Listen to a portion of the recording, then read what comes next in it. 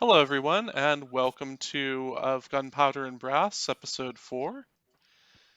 And we're here with the gang, getting ready to infiltrate a castle full of undead and clear that place out. So, I'm going to have everyone introduce themselves, starting in the top for me with Melody. I'm Thane. No elf. I'm a half elf, not half elf, high elf. Sorry. Druid. All right, we'll move on to Will. I'm Will playing Jalaria, a Dankwood Goblin Rogue. All right, and then Pat. I'm Patrick, and I am playing the sorcerer.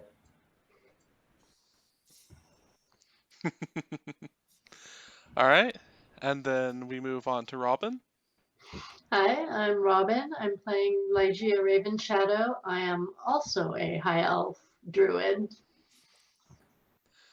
All right, and Mike.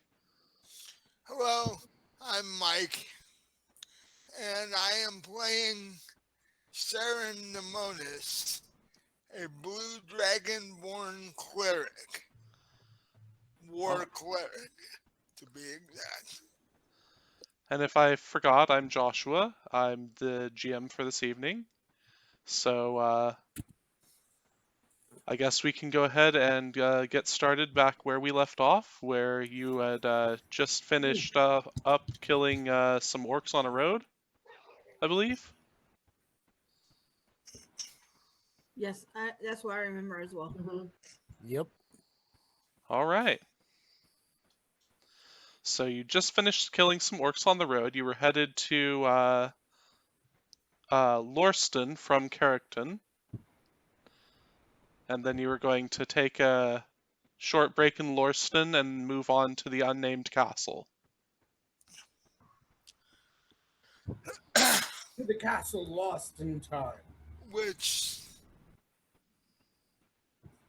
the Lord said we could actually use once we clear it out.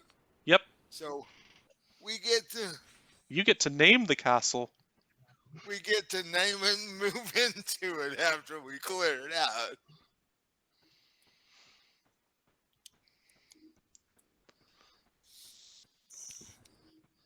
All right.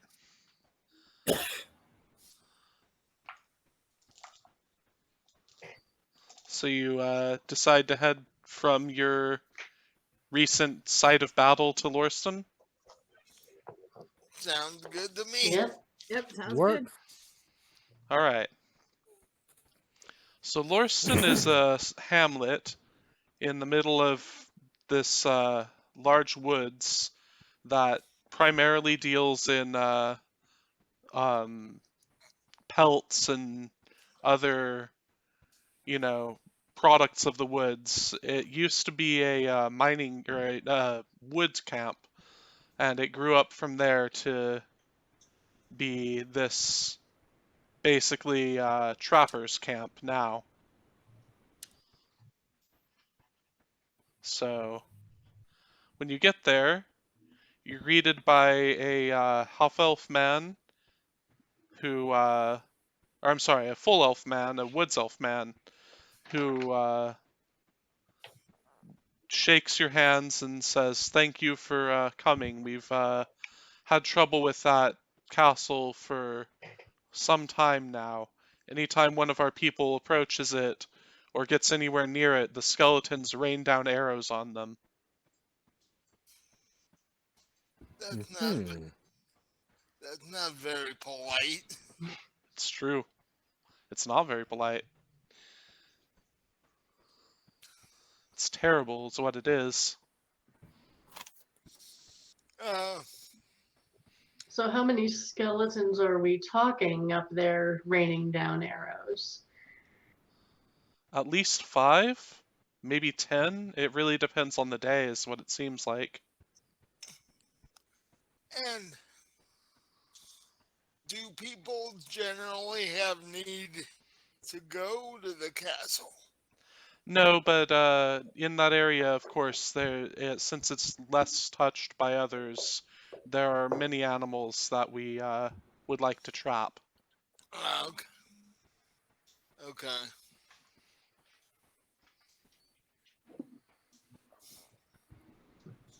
I was just wondering why your people would be getting close to it. Generally, we don't anymore, but for a while we used to.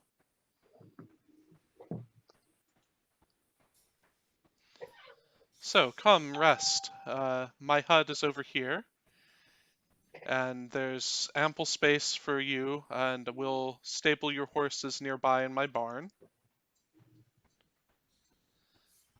And we have meat stew.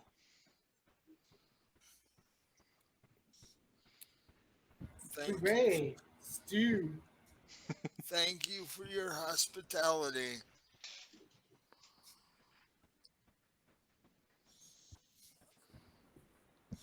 You're And with welcome, that, and of course, anytime anyone who comes on behalf of the king or the queen is our friend.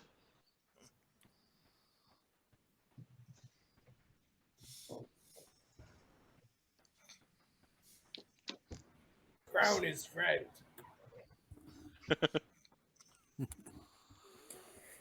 So, you rest the remainder of the night there and head out, or do you have any plans that you would like to engage in before you do anything? I think before we head out, it might be best if we have more information about the area. Okay. And sadly, all of us traipsing up there is going to attract attention. I can get in and get out. So you offering to scout ahead? Exactly. All right. Does anyone else have any ideas about this plan? I think someone should go with you just in case you don't come back. We can, Well, but we I hide in the near. Is there trees near it? Yes. Hide behind the tree while you go in, and that way, if you don't come back within, say 10 minutes, I would write off to report that you are cannot get free. No, I will need more time than that. Really? We'll wait at least an hour. I he, have my reasons.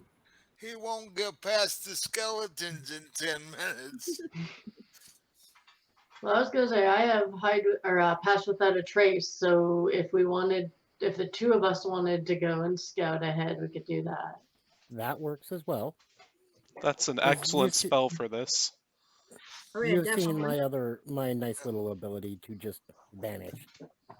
Should we measure the two of you for coffins before you go? No, because how are we gonna get them back to bury them? Oh, I'm sure that Just you'll all be able to take down whatever took them out and drag out their corpses. Oh, that's encouraging.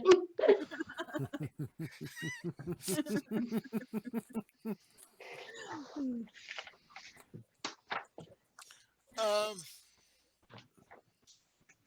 I asked the man, is there any time of day which is better to go up there? Is Not it that we've been able to see. They seem to be equally capable of detecting us in day and at night. okay? Does there seem to be more during the day or more at night? No, that's entirely random as far as we can tell.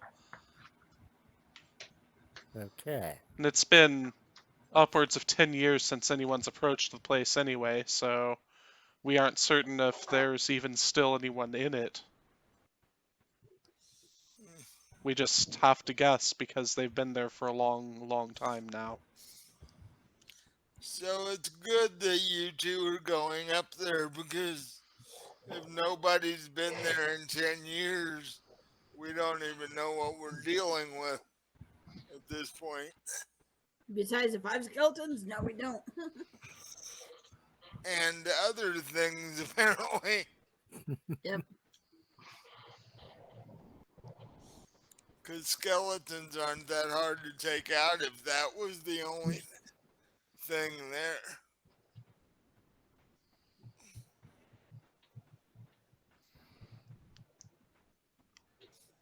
All right. So I'm guessing that do you wait to cast Pass Without Trace until you approach the castle, or are you going to cast it right at the beginning? I'll cast it right at the beginning. There's no point in attracting attention, having people wonder why we're heading toward the castle. Okay. So go ahead and give me your dexterity stealth rolls now then, and you get plus 10 to them from the spell. Right. 26.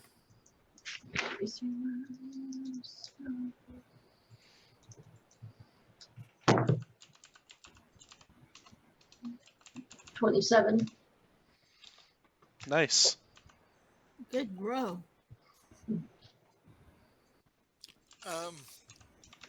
How far is Lauriston from the castle? It's about 10-15 minutes through the underbrush. Okay. It's very easy to get through with Pass Without Trace as well. You leave no tracks or other traces of your passage, so I'm assuming that means you don't get snagged on, like, the thistle and that kind of stuff. Alright. So it's night when you approach this place, but both of you have dark vision, so I don't think that's too much of an issue. No, I have dark vision 60 foot, Yeah. which So, is clear as day, and past that it's interesting.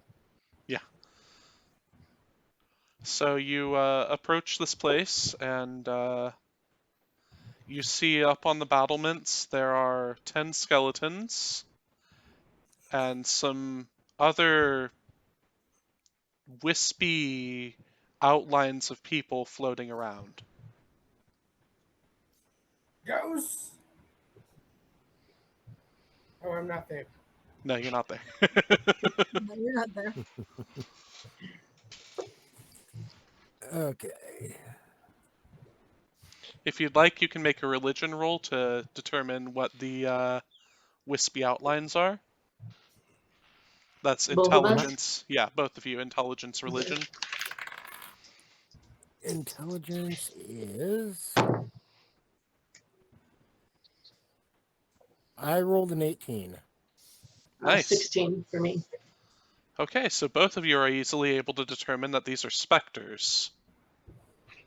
They're a type of God. undead that has a necrotic touch and can pass through walls. And how many of them are there? There are 4. Okay, so 10 skeletons and 4 specters. And can't they turn you into a specter if they actually kill you? So if you fall to a specter, or I should say if you take damage from a specter, let me check that I'm correct on this before I give you the wrong information. Yeah, if you take damage from a specter, then you do not have the ability to regain health until you finish a long rest. It reduces your maximum HP. You die if this effect reduces your max HP to 0. So, any damage you take from the specter, there's a chance that it will reduce your max HP. You can resist this effect, but it's still an effect that you do need to be wary of.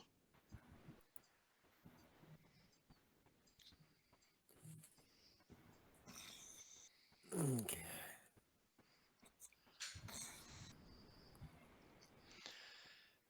You also, with that 18, note that anywhere there are specters, there's a chance that there are poltergeists who would be invisible. Oh, God. Great. So, sort of a... You thought this was going to be easy, did you? We're fine.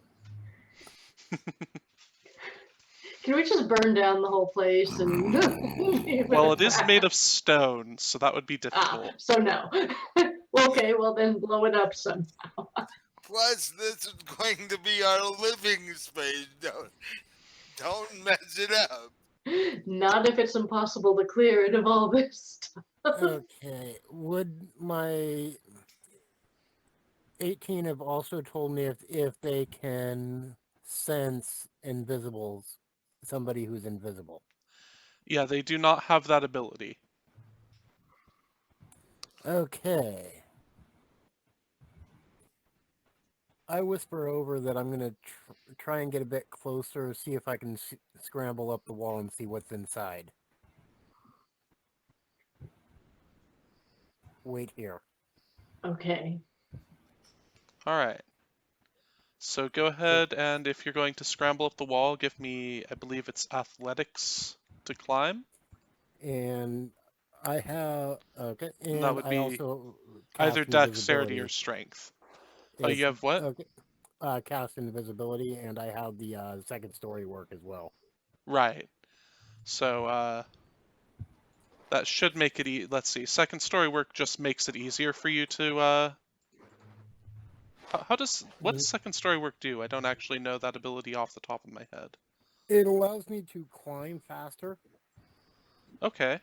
and I can also take a running jump and cover a number of feet equal to my dexterity modifier. Ah, useful.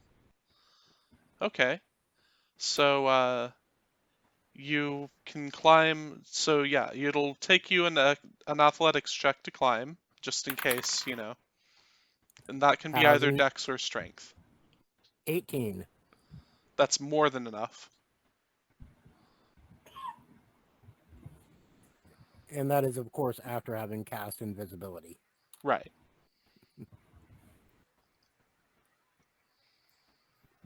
Okay, so once up there, what do I see?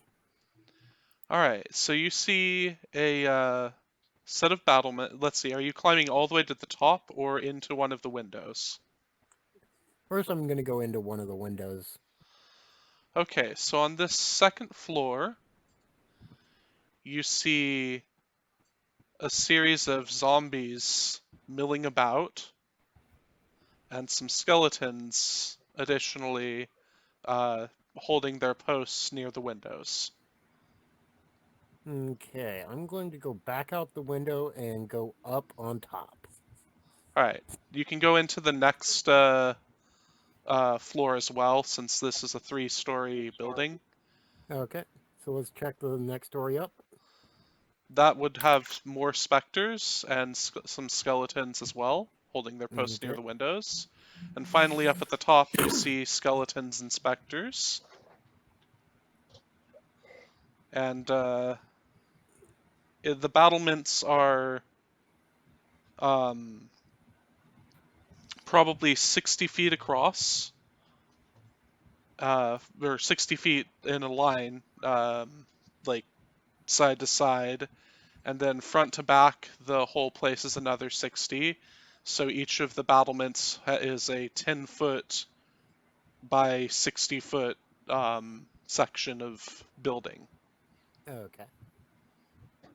And can I make anything out on the courtyard? In the courtyard, there are zombies milling about. It seems that they've spilled out from the ground floor.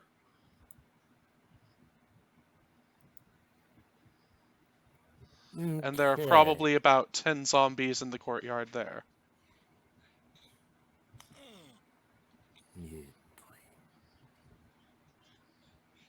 Okay. I'm going to scramble back down the wall and head back to Lygia. All right.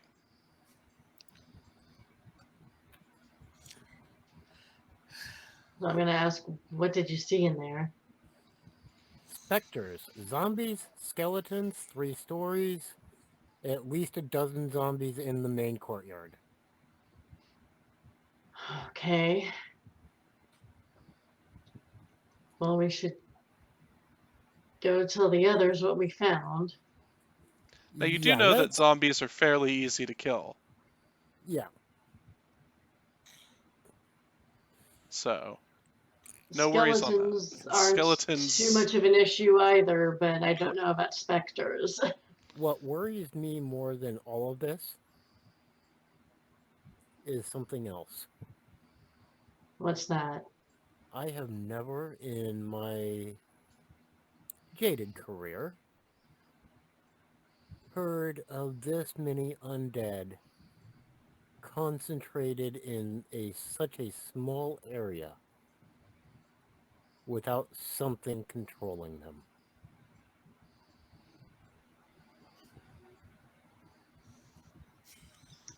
Then it's a possibility that something's controlling them. And if this something can control in the neighborhood of 3 dozen undead, this is going to be a problem. Yes. Let's get the hell out of Dodge. Good idea.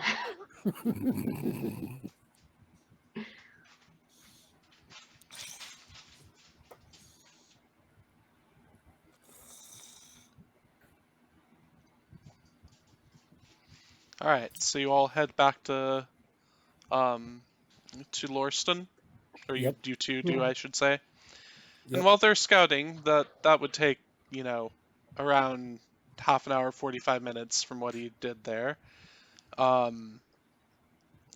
What do the rest of you do? Do you just sit around the fire and talk shit on your party members And scribe scrolls. and scribe scrolls? Of course. Um, I'm meditating, getting ready for battle Okay. because being a cleric undead is my thing. So Yeah. I go and sleep because I want to make sure I have all my moonbeams back, my moonbeam slots back for that. Okay. And you'll be able to set out like mid-morning, I assume, so you'll have more than ample time for your spell slots to recharge. Okay. So if the people talk to you when they get back, you can still participate in that conversation without worrying about running out of spell slots in the morning. Okay, so then we get back, let them know what we found if any of them are there. Yeah, everybody seems to be chilling in the hut. Chewing in the hay. Do you share with them your worries about there being an additional something controlling them? Yes. And I mentioned that especially to the cleric. which um hmm, Because this is more your area, sir, than mine. yeah. Which raises a question for me. Does anybody in the area know how long the castle itself has been,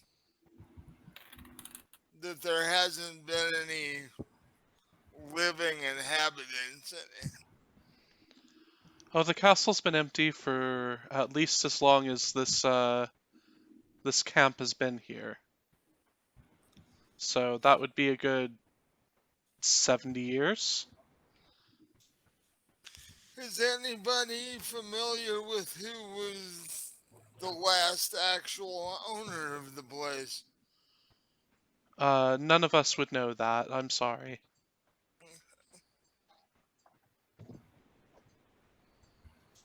Just wondering if it happened to have been a mage gone wrong. Well, that's a good question.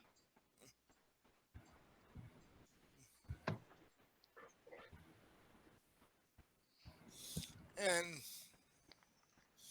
when we originally took the job, um, Harleton didn't say anything about who had owned it last or No. anything like Mm-mm. that. Nope.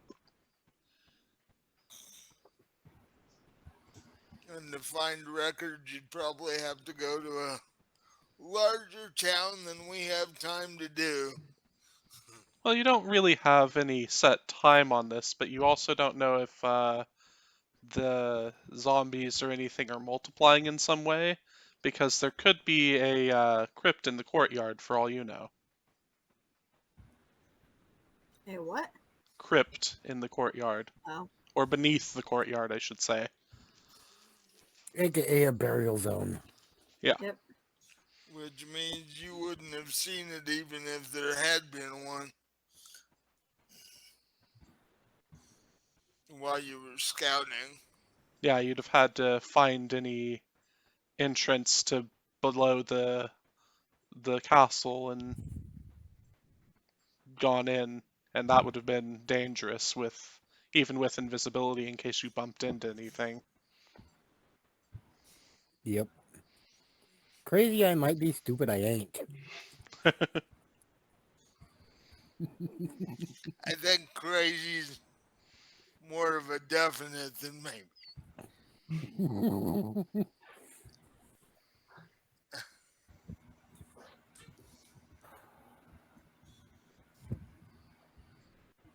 Mm, okay.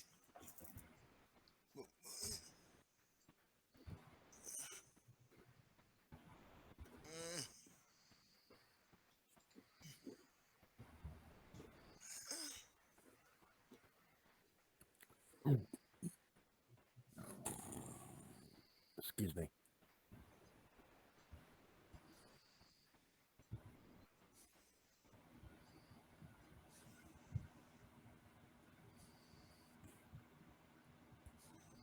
So any other questions or anything?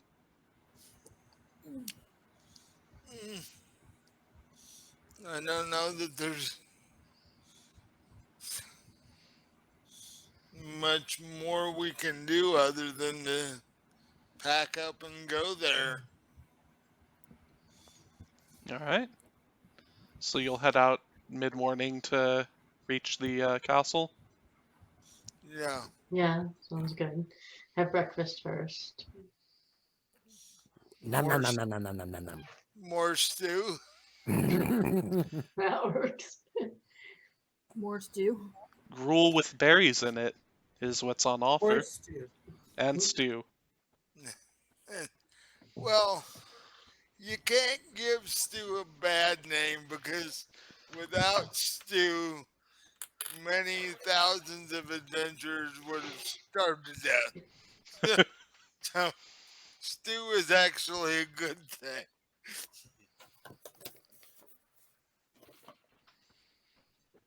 All right.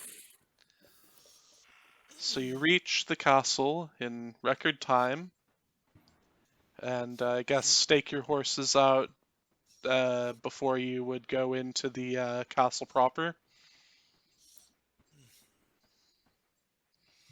Or do Yeah. you want to try to bring your horses in with you? No. No. Can we No, see no, no, any no, no, no, no, no, no, targets no. from the ground? Huh? Can you see Are we targets able from to the see? ground? Yeah, you can Yeah. see a few skeletons up top. How far away are they? 6 or 30 feet up, plus, let's see, you're in the tree line before the area where they would get to you, so another, 40 feet back, so like 70 feet away. Okay, I shoot them. You shoot them. Yeah. With what? Firebolt. Firebolt. Okay. Roll to hit.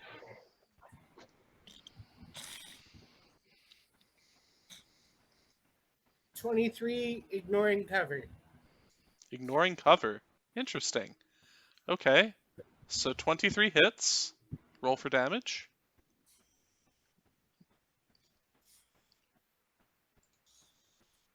10 damage. All right.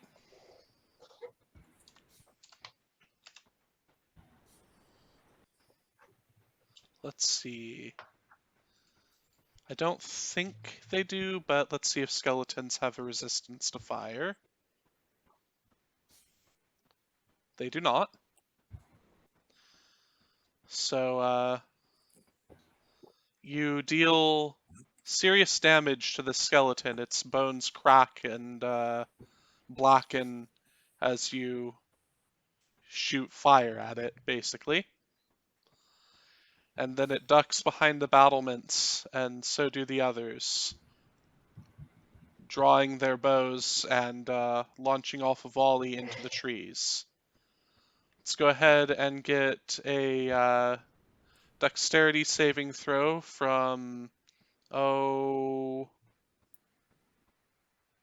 here, I'll randomize it. In addition to the sorcerer,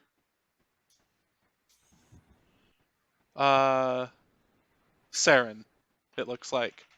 So dexterity saving throw from the sorcerer and from Saren. Okay. I got a 13. Okay.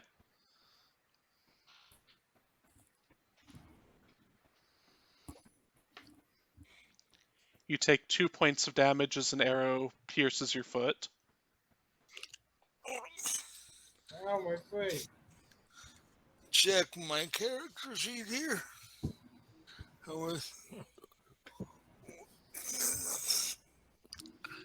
Dex, you said? Yes.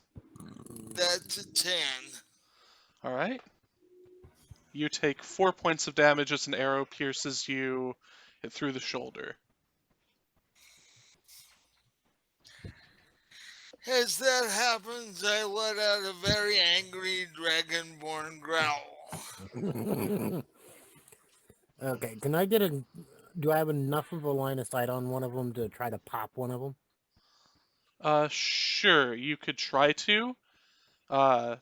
Again, they do have cover now, but the sorcerer will ignore cover with his sharpshooter feat or spellslinger or something like Yep. that. Sharpshooter, spell sniper, I think. Ah, yeah.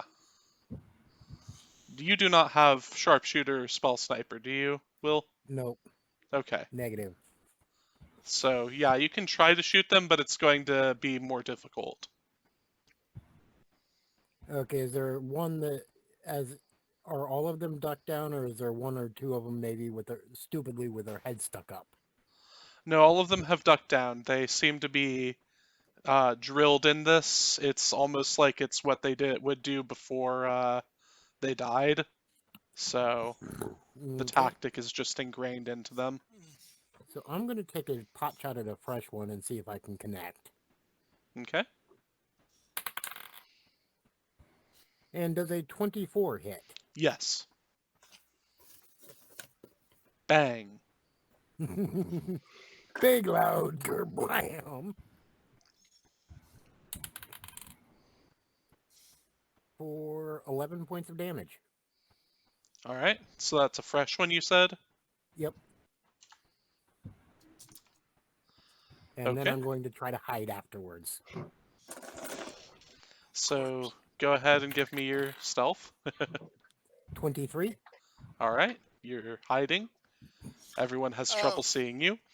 Given that one hit me in the shoulder, how many of them can I see within a 30-foot range? None of them are within 30 feet of you because they're all more than 30 feet away. They're up at the top of the tower, which is 30 feet tall, and then not tower, but the castle, which is 30 feet tall. The wall of it is, and then they're additionally some distance back, like 40 feet back from you.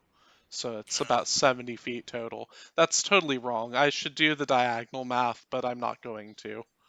It's about 85 feet, give or take. Thank you. So, Okay. in that case, being on my horse, can I go charging into the courtyard? You can charge up to the portcullis, but that is actually lowered right now. There's no easy way into the castle that you can see. No, I was just aiming for the zombies in the courtyard. So the actual like door to the castle, the portcullis is Oh, closed. So you can't charge into it. You'd have to stop and either raise that or break through it. okay.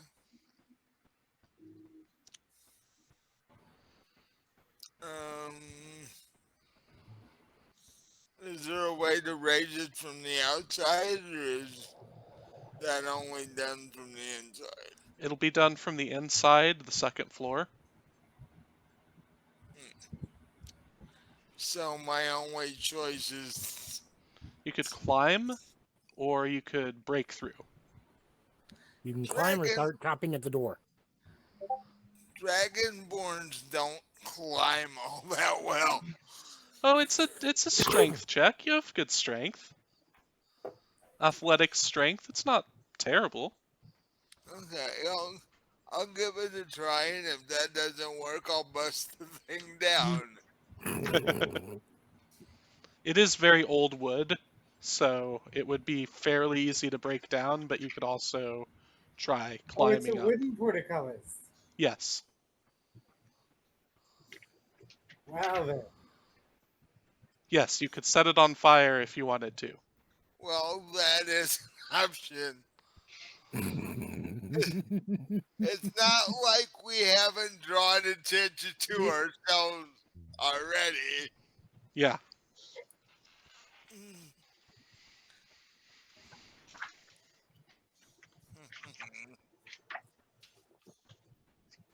I should have walked back further away before I shot it. They have fairly good range on their bows. Is it 240 feet? It's 320 feet for the long range. Oh. Yeah, bows are really good in this edition.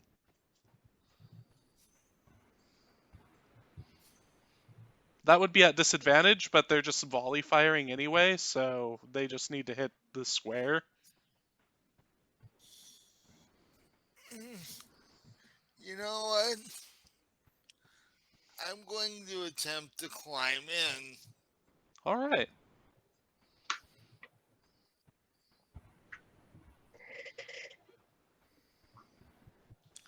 That would be a 12. 12 will make it. It's not very difficult to climb these walls. They've got ivy covering the whole length of them, basically, for the first 2 floors. Okay. So now You're inside a window. You get yourself into the window where there are a variety of zombies and skeletons milling about. They turn to face you as you enter. how how big is the room?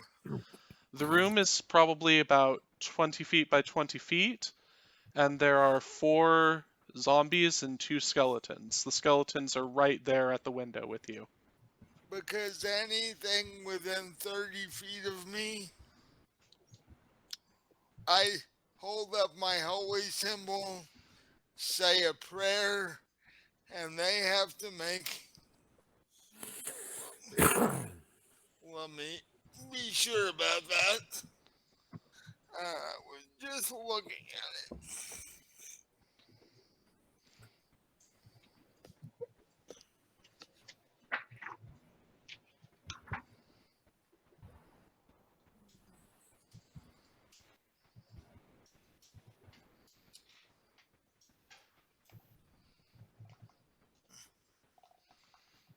Too far. Yeah. No.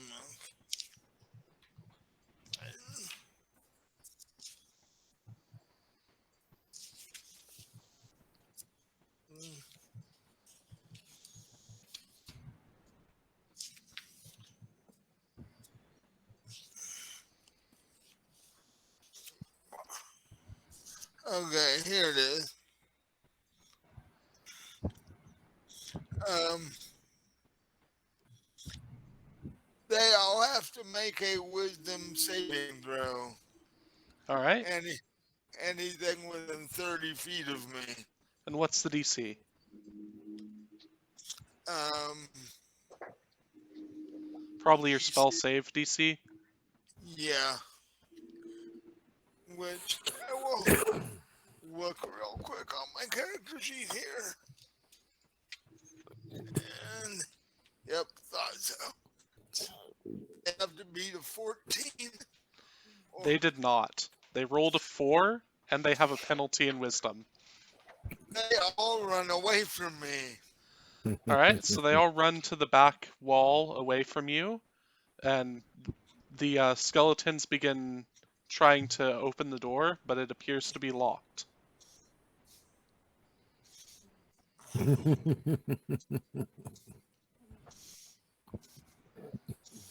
I move up more into the middle of the room, which they're not allowed to get near me for a minute. So, Are you just I've gonna go chopping them down for a minute? yep. Okay. Choppy, choppy, choppy. Actually, what I'm gonna do is use my breath weapon and just lightning bolt the entire lot of them. Let's see if they make their dex saves. No, they rolled a 6. So I'm just gonna say that they're all gone because, like, roll damage, but I'm pretty sure it's gonna be enough. Yeah. They don't have that much health, or at least the skeletons don't. Right. Zombies are actually rather tanky, just weak. Well, it is actually only 2d6 at third levels. Oh, okay. Make room here. Then I'll take each one of them takes 5 points of damage. Okay, so they are all still up.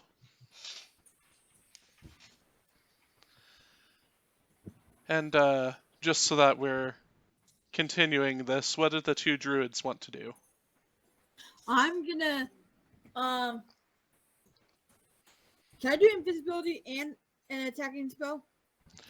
If you cast a spell after casting invisibility on yourself, it will disrupt the invisibility spell.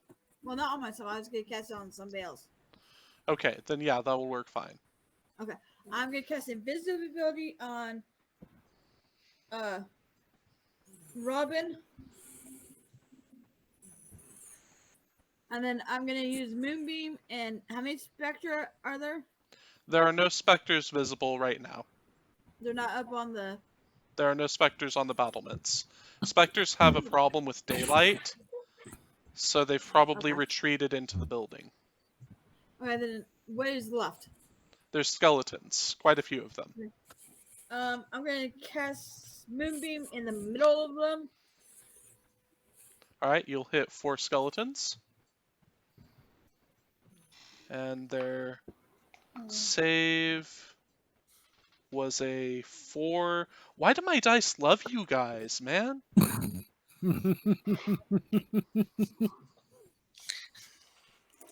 So do I roll? Okay. So you roll damage. Huh? You sure you didn't steal Robin's dice instead? I'm gonna switch which Hey, dice I'm pool rolling I'm pretty using. well tonight. Do I roll to hit, or do I just roll the 2D? You just Yeah. roll the 2D. It's remember that it's a Yeah. an AoE spell, so they rolled their attempt to saving throw against it, and they 9 failed. and 7. Okay, you obliterate 4 of them. Kaboom! And then we'll go to Robin and give you something to do while everybody's before this turns into a full-on combat. How many skeletons are left up on the battlements? 6. 2 of them are 6. injured, and the remaining 4 are uninjured. All right. Let me see if I can do this. So I've switched to my blood red dice. Hopefully they're a little more bloodthirsty than these other ones have been. Okay, that's just within range, so that would work. I'm gonna cast Entangle up on the battlement. Okay. So it says grasping weeds and vines sprout from the ground in a 20-foot square, and a creature in the area has to roll a strength saving throw or be restrained by the entangling plants. All right, Let's so see if they I can- rolled an 18, and they have +1 to strength, so I'm assuming they aren't entangled. That would be against what, my spell save DC? Yeah. No, they made it. Okay, but they are still in difficult terrain, correct? Right. Okay. Yes.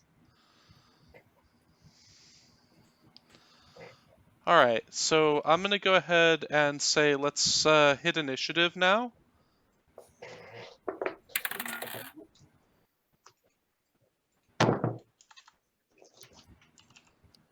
$18.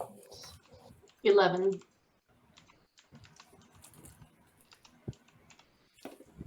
$14.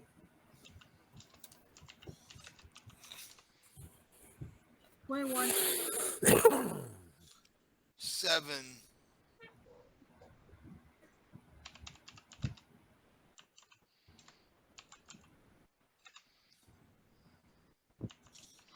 All right, and then I've got a roll for the skeletons up top, and then the skeletons down with Mike, and the zombies.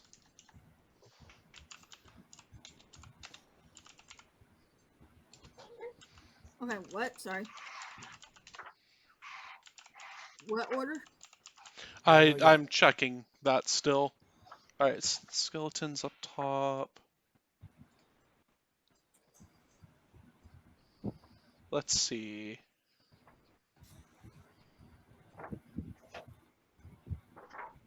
They get +2.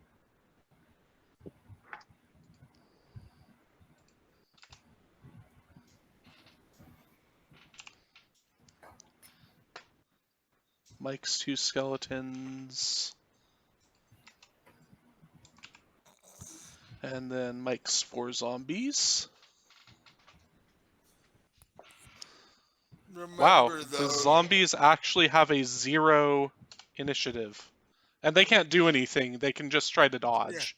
But yeah, they're pinned against the wall in the far wall in the room right now. yeah, it's basically can you kill them all in the next 6 rounds? Yes. Alright, so we start off with Melody. Okay, I'm gonna move the moonbeam over to the 6. There's 6 that are injured, right?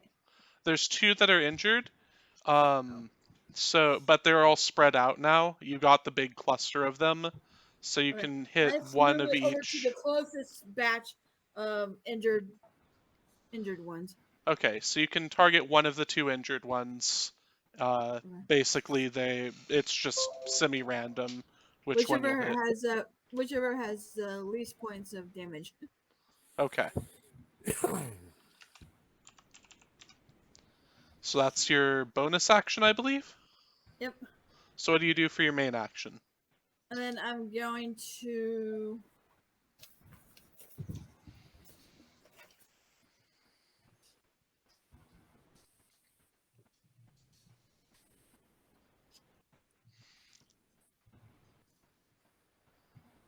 do do I have to be close for a zapping sting? I don't think I do I? Let's see. Sapping Sting.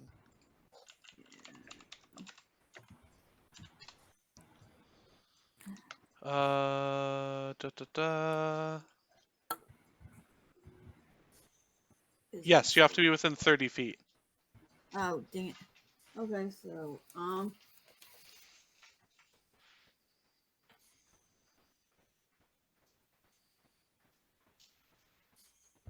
me see. You might I just want to think try to like approach and climb up the thing because you'll have to be close for most of your spells. except for Moonbeam. Yeah, except for Moonbeam. You could just stand back and let Moonbeam do this, but that's up to you. I'm checking one thing real fast.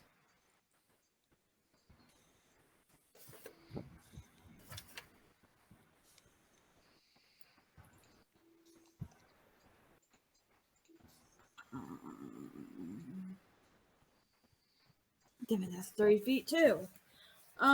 Okay, then I'm gonna climb up there. All right, go ahead and give me your strength or dexterity plus athletics. Hush.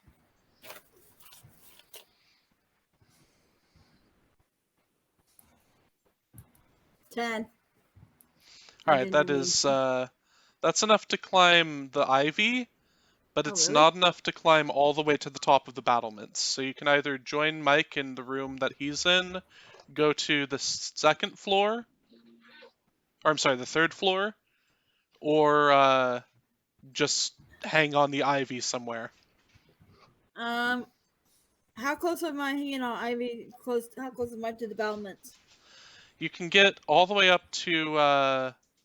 So this will take your full dash action. So you're gonna use your both actions for the turn to be able to do this, but you can get all the way up to like within 10 feet of the battlement's top. Let's do that, and then I can.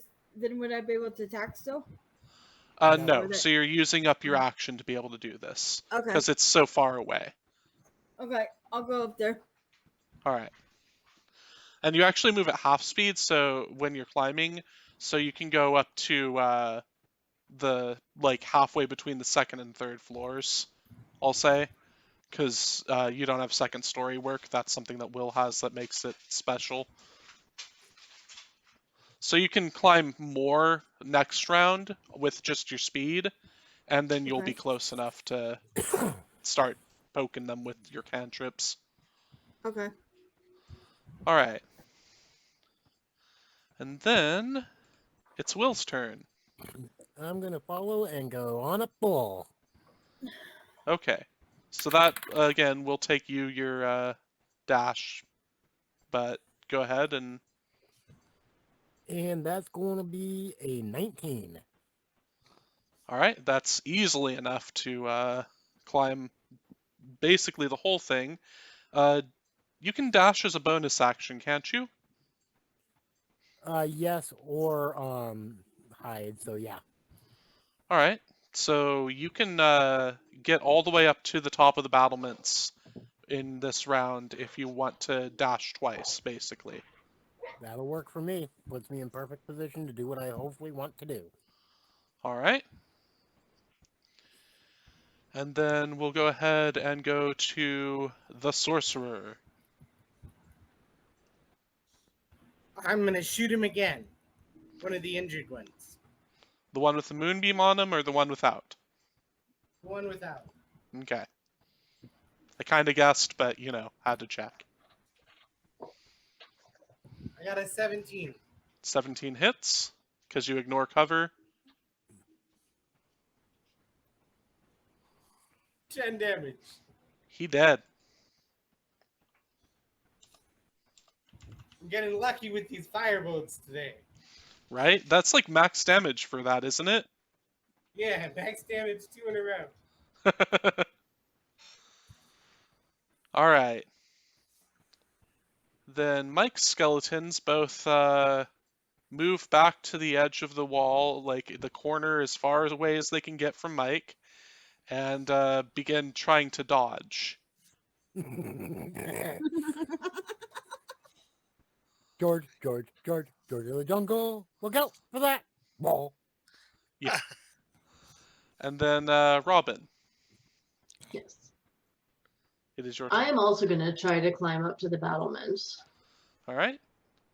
So give me your dexterity or strength plus athletics. Okay. Oh, fuck. Not one. So I don't actually make nat ones do anything particularly horrible. So all that happens is you're unable to climb the ivy. It slips through your fingers and you I would have like said she'd gone up about 5 feet and fell back down on her butt. yeah. Yep. Nope, Exactly. you don't even have to worry about going prone. You're just unable to climb it. The ivy comes off the wall. It's no longer climbable.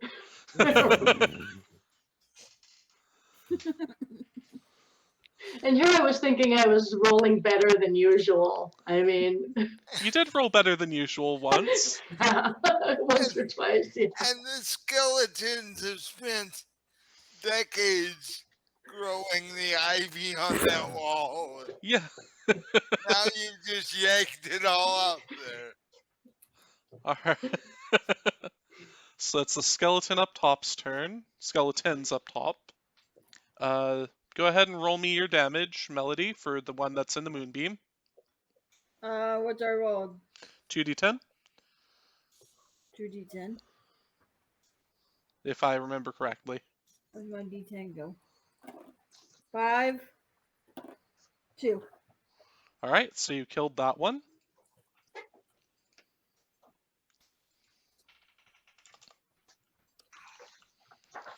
And then there are 4 remaining. And the only person that they can easily target is the sorcerer. So they're all going to volley fire into the sorcerer. Oh, yay! I should have moved back into better cover. The Yes. sorcerer is about to become a pincushion.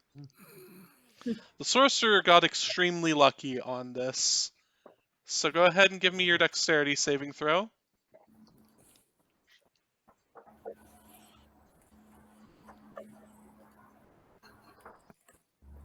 I got a 12.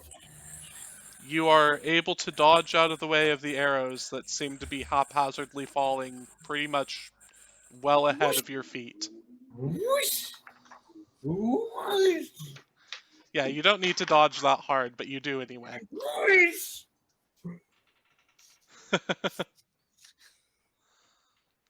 He And- throws himself on the ground just to be sure that he's out of the way. Yeah. And then it's Mike's turn. Okay, what do I want to do? Smack him with your sword. That's going to be my action. But as my bonus action, I'm going to cast Spiritual Weapon, Okay. which appears above one of their heads as a dragon claw holding a sledgehammer. Whack! And Whack-a-mole. so So I think you have to roll to hit for that. yeah, I do.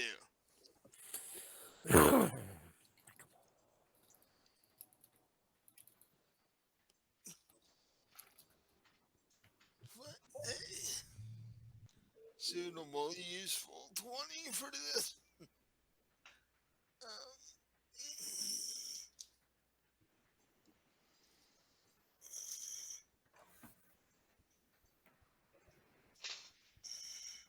What are you doing, young lady?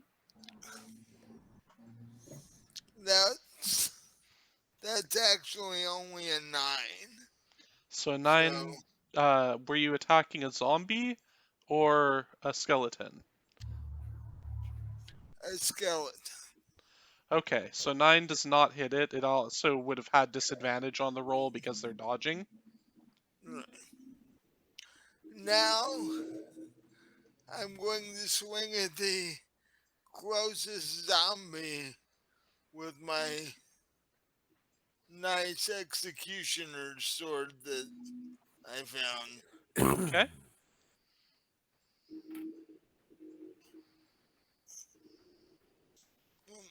Yeah,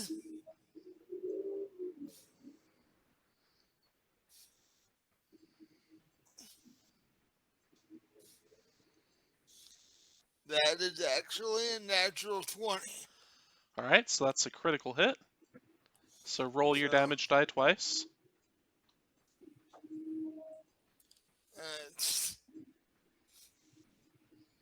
2d6 for that.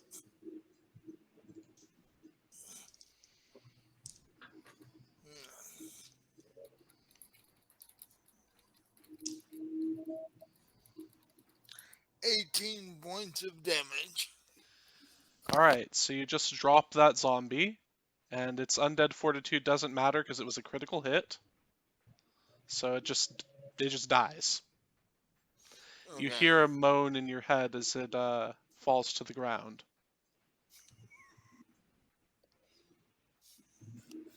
Maybe you'll have a better life somewhere else.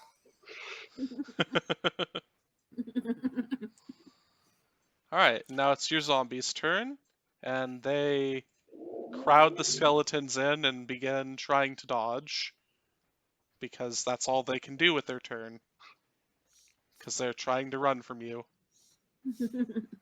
So do the zombies attempt to eat the skeletons to get them out of the way. They probably would if frightened allowed them to, but they literally are unable to take any actions other than dodge or dash. Uh, Dash out the window down to your death. Second death. Actually, that is further away from you, so let's see if they do try to dodge out, try to jump out the window. they head for the window because even they realize that getting out of the window would put them further away from me than they are now.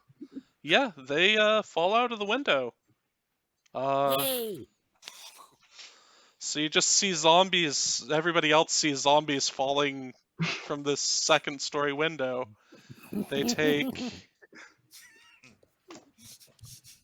They take 5 points of damage and begin shuffling off towards the tree line. Oh, towards me. Yeah. Technically that's true. They are heading towards you and all the horses. Didn't they take more damage from the breath weapon? They're still alive? Yeah, they're still alive. They only took 5 each from the breath weapon initially, so that wasn't a whole lot of damage. That's only 10 altogether. Yeah, zombies have a fair amount of HP. They're kind of meat sacks. All right. And I'm actually going to say that no, we'll continue. We'll go until the combat's over and then we'll pause because I need to get a drink, but my voice can handle a little bit longer. All right, Melody. So, I so, moved. Oh, go ahead. What was Go that, ahead, Mike? Mike. so did everything in the room with me head out the window? No, the What? 2 skeletons are in the corner. Ah, okay. I take the moonbeam. Am I close enough to move the moonbeam to the zombies? Let's Is see. it How not- far can you move that moonbeam in one round? I'm not sure. I'll check that out. Light of the moon, punish you! Wait, don't I go after Mike? You went What? before Mike. Oh, I thought I went after. Never mind. Okay. No, You Mike tried to had climb the wall and lowest. couldn't even move. Yeah. Well, I'm technically the zombies had the lowest. Yeah. Uh, I'm concentration. the last play. Oh, okay. Oh, it's only character 60 around. feet. Yeah, It's 60 only feet. That is actually, you do have enough to move it because it's like a beam that heads down. It's a Yeah. 40-foot high cylinder. So Okay. you can move it to one of the zombies if you want to. I'm gonna move the moonbeam to the zombie. Aren't the zombies together? You could probably hit 2 of them since they're sort of in a line. Okay. I hit it towards the last 2 zombies. Okay.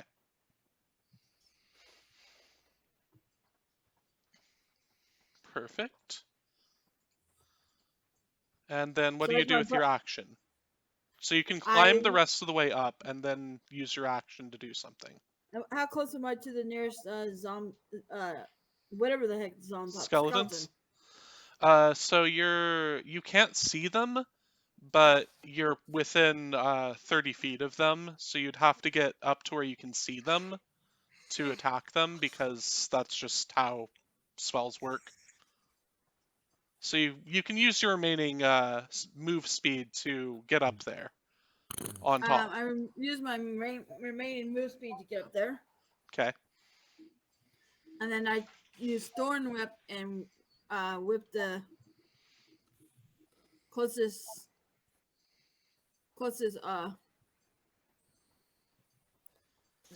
skeleton. Okay. So roll to hit.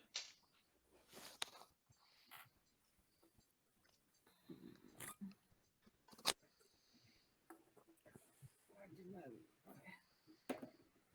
17 plus 3, 20. More than 22. enough. Okay.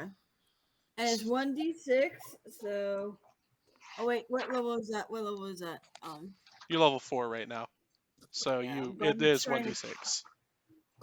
I'm trying to see. Oh yeah, okay. It levels 6. up in damage in the next And I time. got 6. Nice. All right, so 6 damage to 1.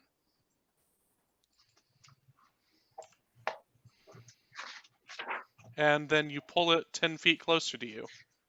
Yep. So I'm going to say that it's adjacent to you now. It's right next to you. Okay. So you'd get an attack of opportunity if it tried to shoot its bow. Okay. All right. And then we move on to Will. All right. I'm going to try to shoot the one that Melody pulled to her. In the back. Hey, that's mine. Leave it alone. It's my zombie. And I roll a modified 20. That'll hit. And that's going to be that and that. 15 points of damage. All right, you instantly drop it. And then I'm going to hide. Yeah, because I'm gonna attack you for attacking my zombie. And that's a 18. All right, so I'm going to say that it's kind of difficult to hide in these battlements, so go ahead and give me that with disadvantage, Okay. because there's just not much to hide behind up here. Okay. 14. 14, okay. You'll still be well outside of their passive perception. It's only 9, but... Yep. Fair enough. That works. All right. And then it is Pat's turn.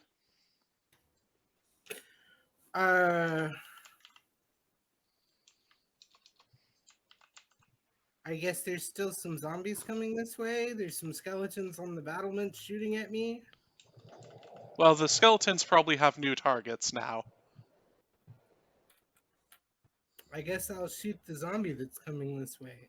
All right.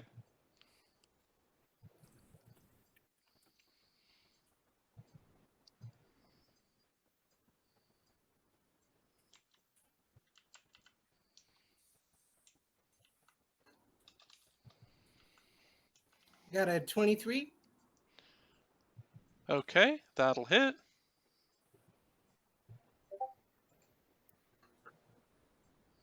For 10 points of damage. 1 damage. 1 damage. Okay. So you annoyed it. Oh shit. Do you do anything with your movement speed? I move away from the zombie. Okay. And I try to end up in better cover. That is something that you can do.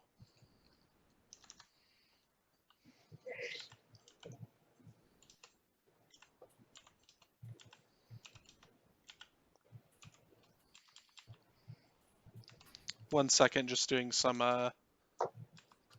stuff behind the scenes here.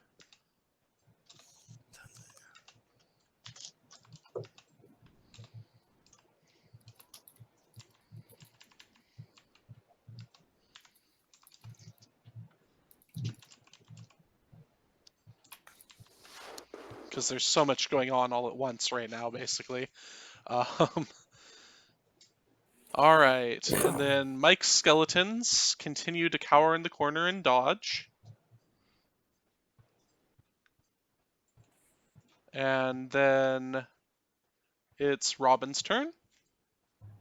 Right, well, there's not much I can do to the skeletons on the battlement from down here on the ground. So I am going to see if there's a way I can get into the castle. If I cast Thunderwave at the portcullis, is there any way I could blast through it? You can try. I think I will try to do that.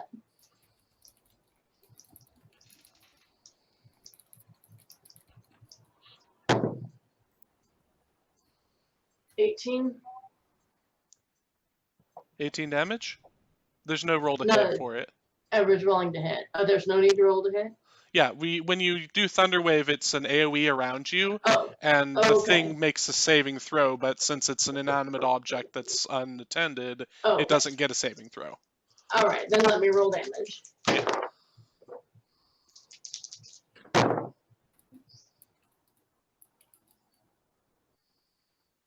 $17 damage. All right, you blast it to smithereens.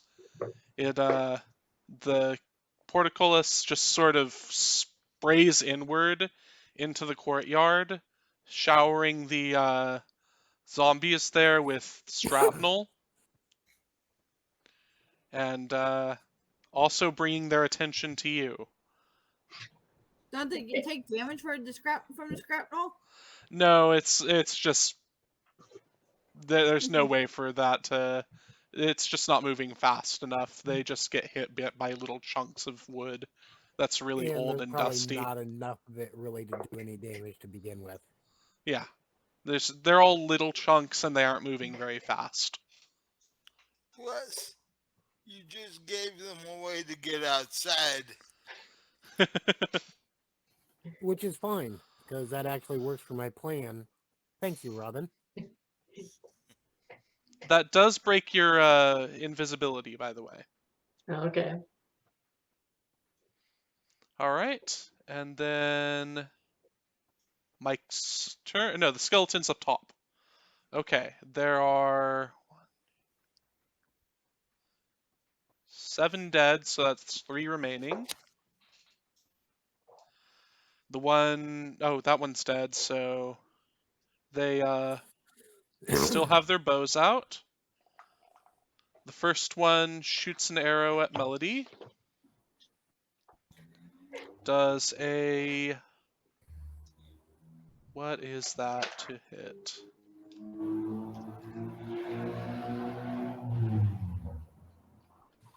Oh gosh. Does a 16 hit you, Melody? Right at 16. Alright, you take 5 damage. The next shot is a natural 20. Good, these are more bloodthirsty dice.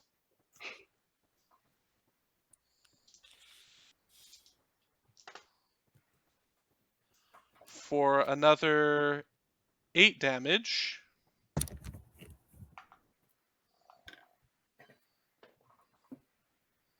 And then the last one misses you. Okay. So. Alright. And then it is... Let's see. It's Mike's turn. I'm going to go after the 2 zombies that are left cowering in the corner. You mean the And that's their skeletons? skeleton. What now? You mean The the skeleton. skeletons? Yeah. Okay. Whatever the 2 creatures in the corner are, I'm going to go bash them. Just gnaw on their arms. There's no meat there. It wouldn't. I wouldn't get lunch out of this. Uh, so, uh, for, uh, I will attack one of them with my sword, and I will have my spiritual weapon attack the second one. Okay. So give me a roll to hit for whichever attack you're doing first. Okay, I'm gonna use my sword first. Fine. And this is at disadvantage because they're dodging. You're Okay. dodging. Okay. What? The question. Which question? I don't know. Okay. That one.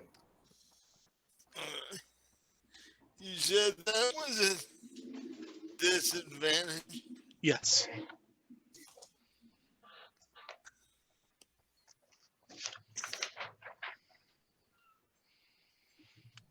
Um,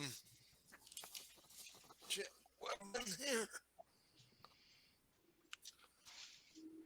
That's a 16 total. That'll hit.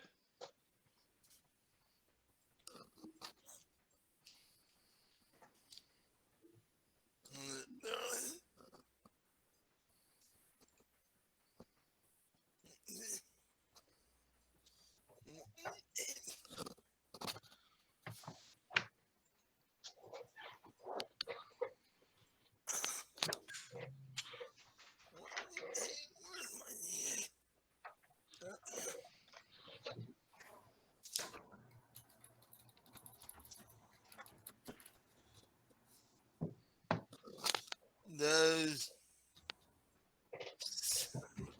6 points of damage.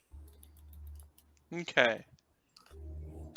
And then my spiritual weapon.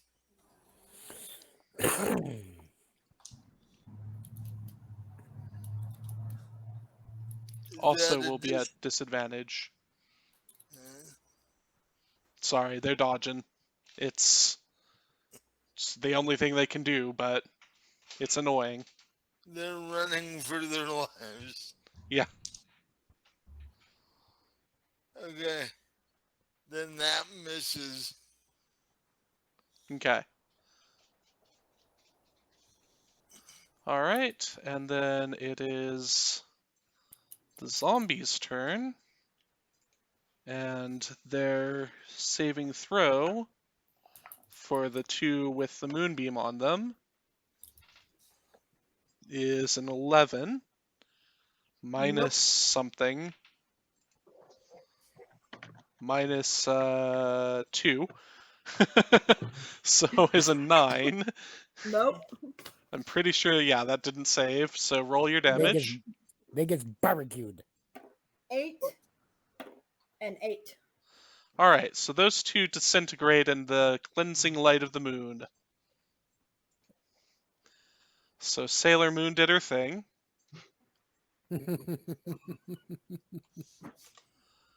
And then the other two just, let's see, they've moved almost, so they moved another 30 feet away, so they're more than 60 feet away from you.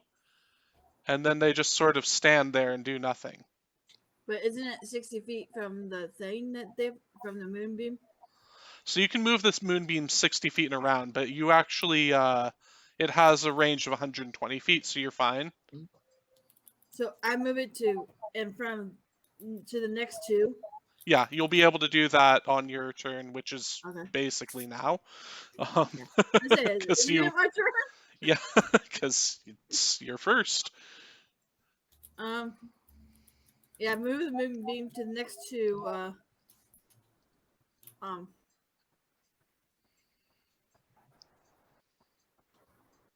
Zombies is my brain. Yeah, zombies. Yeah. Okay, and then How many skeletons are still up there by me? There are 3 remaining skeletons. The one still right next to me. That one's dead. Nope, because I blew that one away. Yeah, Will killed that. Oh yeah. So I moved to the closest one or the closest injured one. Are any of them injured? None of them are injured. Okay. I moved to the closest one and touch it with inflict wounds All right, at. so What level? I'm gonna let What you was go that? ahead and take a uh religion roll before you do that. Okay. So religion, huh? Yes. Oh, there you go.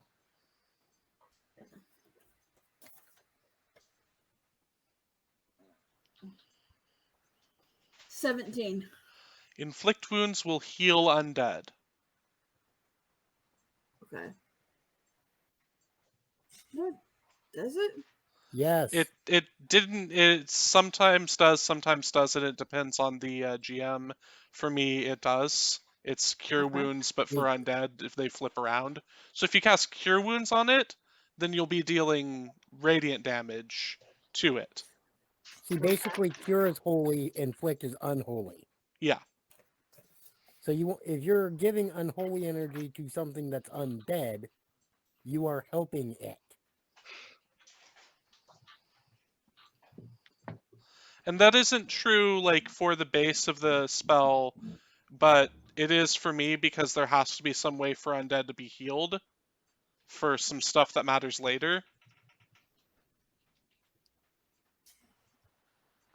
Then I want to zapping sting the closest one, Okay? which does 1d4 damage and knocks him prone.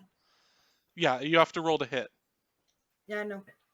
But okay, there it is. 18 plus. Oh, that's more than enough. Okay. Alright, so it What fails did I its say was save. 1d4? 1d4 Yeah, damage. 1d4 damage. Where's my dice? There it is. There's my The d4. little pyramid. I know it. 4. Okay. And then it knocks him prone. So now you get to attack it with advantage if you wanted to Yep, you I can did? on your smash it next round. on your next round. Oh. It'd be great if you could this round, but no. I was gonna say. Alright. Then we move to Will. Can I see over the battlements into the courtyard? Yes. Do I see any zombies down there? Oh, yeah. I'm There are gonna like, take a pot shot at one. alright. 26. Yeah, there are like 10 zombies just kind of milling about down there. Does a 22 hit? Yes. Where did I put it? There it is.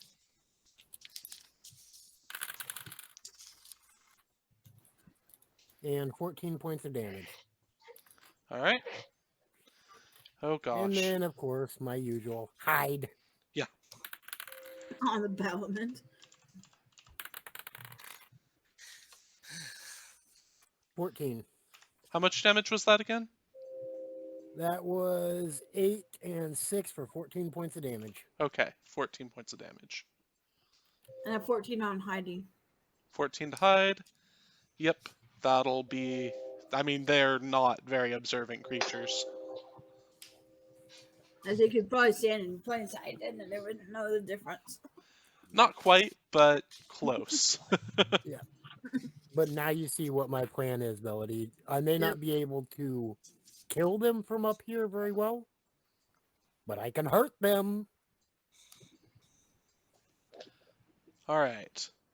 And then we have the sorcerer. What do I have in the way of targets? Can I see through the portcullis? Yes. So I guess well, there's still a zombie coming this way? No, the zombies sort of stopped before they even hit the tree line. Oh. Although, if you... No, yeah, they're just going to stay stopped. What can I see through the portcullis? A bunch of zombies, Like including one that six? just took a bullet to the face.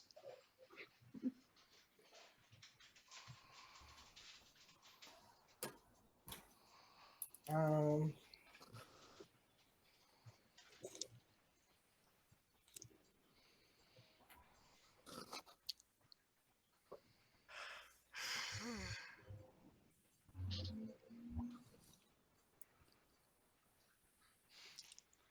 Really didn't anticipate you guys taking on like 3 floors of them at the same time, but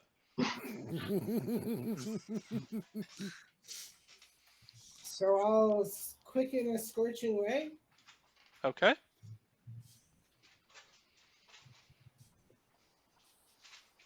How close is he?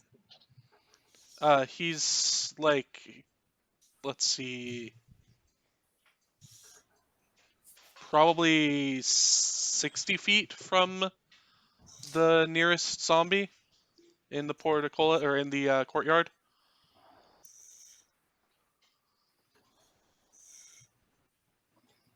For this scorching ray, I got a 23, a 23, and a 17. All 3 of those hit. Are you targeting the same zombie with them, or No, one on each zombie. okay? So roll your damages. Swing. 3 damage to the first one. 8 damage to the second one. 6 damage to the third one. Okay. Cast another scorching ray. You cannot do that. You have No? to cast a cantrip in this round after you've cast a quicken spell. Oh. Yeah, I wish it were that cool. It'd be wizards and spellcasters would be too powerful if they were able to do that. Well, sorcerers are still really powerful with this, but it's I don't know where they tell you about this, but it is one of the rules that is. Let me check. Actually, before I guarantee that, it might just be in the FAQ. It might be.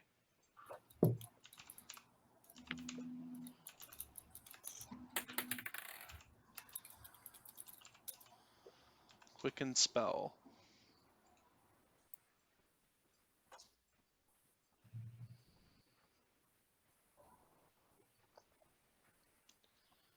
Spellcast with a bonus action is especially swift.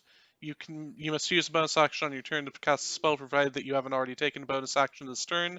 You can't cast another spell during the same turn, except for a cantrip with a casting time of 1 action. Sorry. That's on the PHB on page 202. Well, then I guess I Eldritch Blast another zombie. Okay. The one who took the least damage. All right.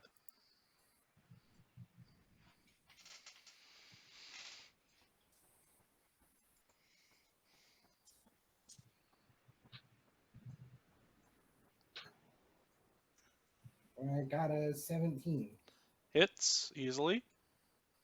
for 10 damage. All right.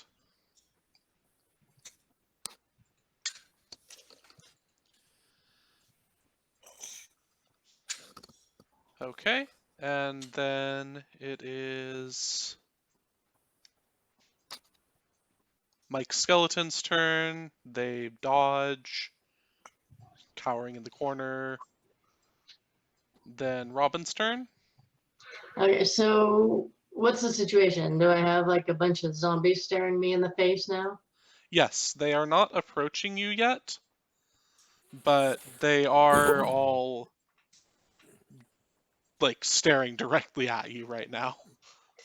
Okay, well, I'm going to approach the closest one and use Flame Blade. Okay. Let's see if that hits. They're all mumbling to each other something about lunch. 23 to hit. 23 hits.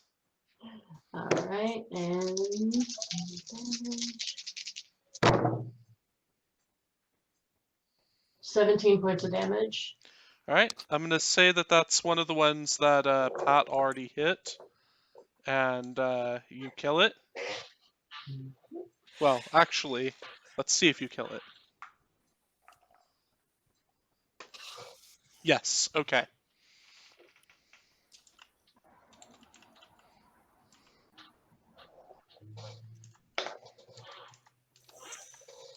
Hitting one for 13 didn't kill it? Oh no. So she hit one of the ones that you had already hit. Ah, The one that you dealt 6 damage to. So that was a total of 23 damage to that creature, and it killed it. You aren't certain if that's their, HP limit or what. beefy zombies. Yep.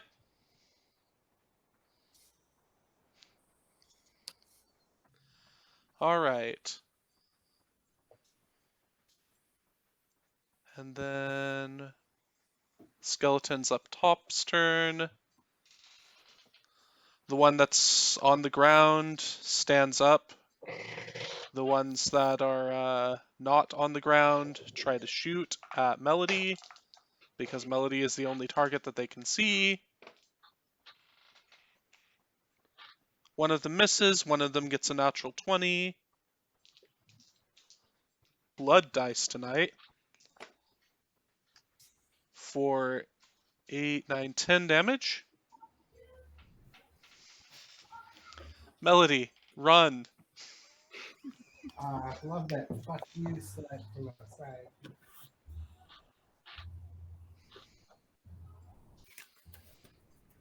You know you live in a classy area when. Whose Yeah. turn is it? Let's see. It would be mine. Yes. Okay.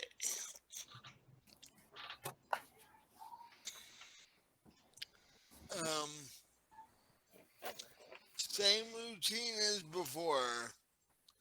I'm gonna swing at one of them, and then I'm gonna have my spiritual weapon bash one of them. Okay. And we're still dealing with disadvantage, correct? Yep.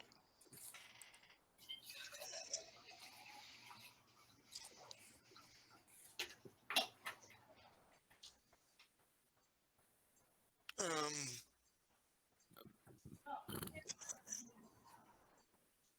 that would be a 15 to 15 hit. hits. So, okay.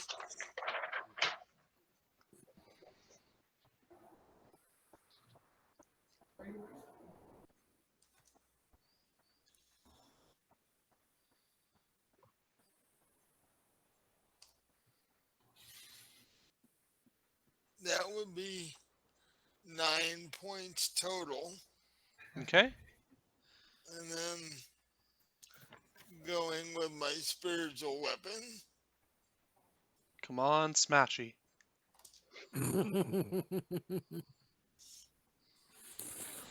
Uh,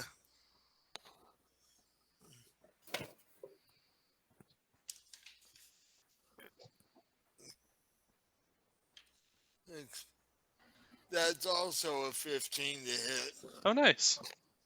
So, Smashy does the job this time. Yeah. So does it kill? well, Well, it's targeting the other one, so I don't think so. I'm checking damage on that one. Just a second.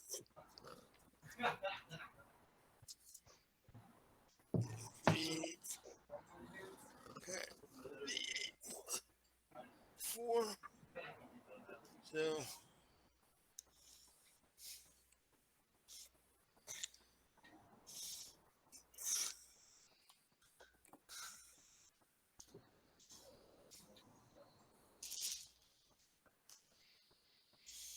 That's a total of 8 points on that one. All right.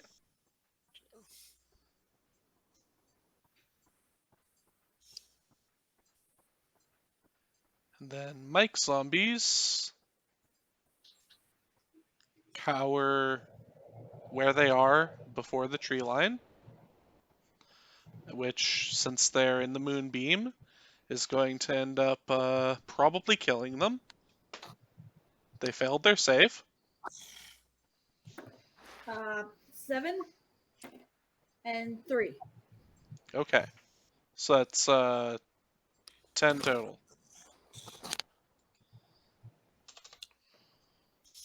Our saucer has disappeared. Yeah, I'm sure he'll return. Hopefully before his turn. Alright, and then the zombies in the courtyard begin progressing towards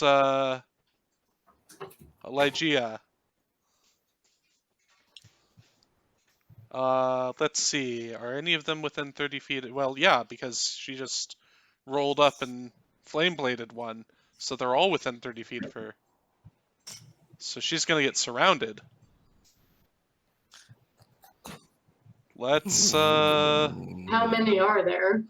there are 10 of them, so that means Oh, 8 of them are great. going to be surrounding you, and then 2 are not going to be able to reach you. Don't worry, I'll drop a fireball on you next turn. It'll be fine. It'll probably deal less damage than getting mobbed by zombies for however long.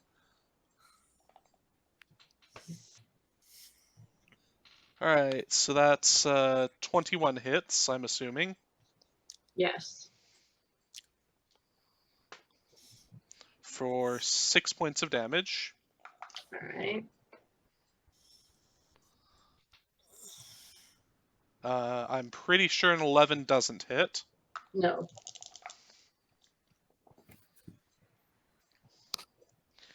Does an 18 hit? Yes. Alright, that's 2 more points of damage. All right.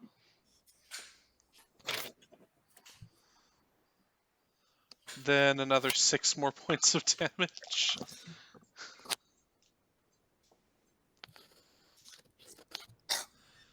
Then 4 more points of damage, and we'll just make this the last one for now.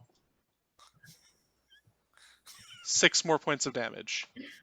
Okay. Too bad you don't have Thunderwave again. Boom, they all go flying. Not till my turn. Yeah. All right. Okay. So Are you still standing? yes, I am. Be glad I forgot how many of them had attacked. I'm pretty sure that I skipped a couple, but whatever. They got into position. I can tell you 1, 2, 3, 4. Yeah, 5 of them attacked. You shouldn't have told me Oh. that.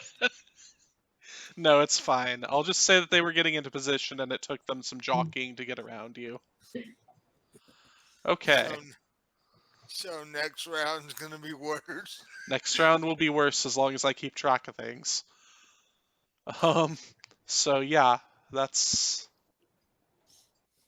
I'm sorry, there were only 9 of them, so still 8 surround you and 1 is trying to get in. Alright, and then top of the round, Melody. You can move your moonbeam onto any target, basically, that you can see. Is there any targets near where those were? Where the zombies... There's still the zombies down near Pat. Then there's zombies in the courtyard. And then there's the skeletons up there with you. But okay, so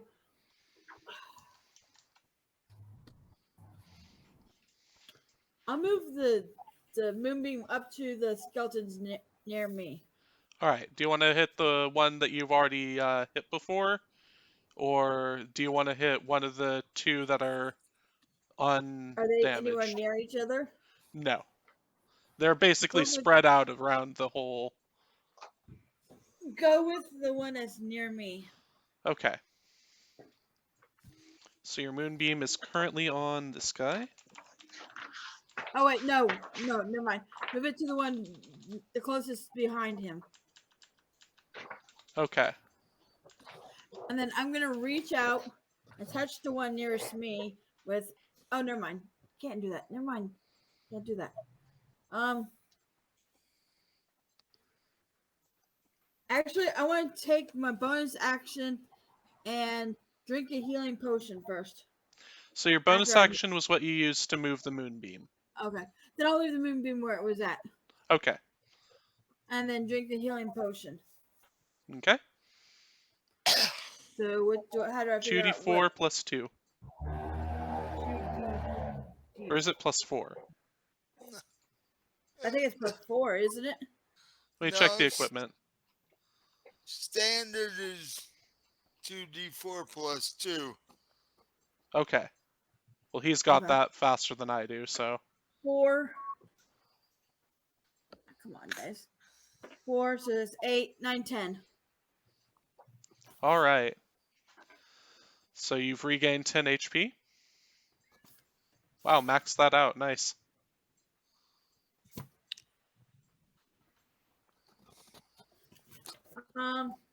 So then I want to.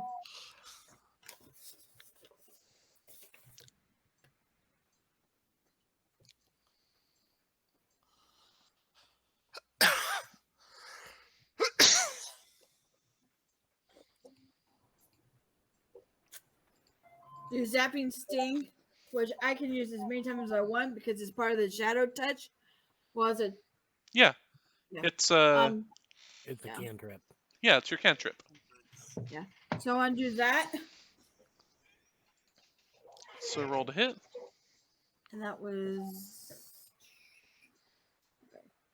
18. That'll hit. And back down he Um, goes. Yep. And he That's gets gonna be funny just watching. 3 damage. He gets 3 damage that time. Up, Okay. down, up, down. Yeah, that's pretty much his entire life right now. He's probably going to try to crawl towards her and just hit her with his short sword that's coming around, actually. But I'm not done though. I still got my movement, and I'm That's true. moving down the vine to get away from him. Okay. You can climb down at full speed, I'll say, for this area because it's just very, very gentle and forgiving vines, so that'll let you get to the ground. I don't want to go all the way around. I want to go down First thing to. we're doing is burning those vines off the back. I want to go down to the window of 2nd level and stop. Okay. So you can see the 2 skeletons cowering from Mike. Yep. All right. Then we move on to Will. Alrighty, since I've got 3 skeletons up here with me. Yep, one of them is injured and on the ground, and then 2 of them are just sort of standing there, Okay, crouched a little bit. are except for the one that's on the ground, or any of them in cover? No, not from your position. Alrighty, I'm going to take a pot shot at one of the ones that are not on the ground Okay. for 18. That'll hit.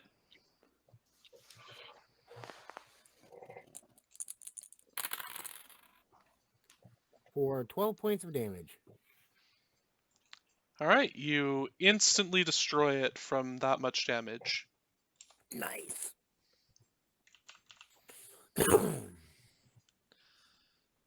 And then your bonus action is to hide. Yup.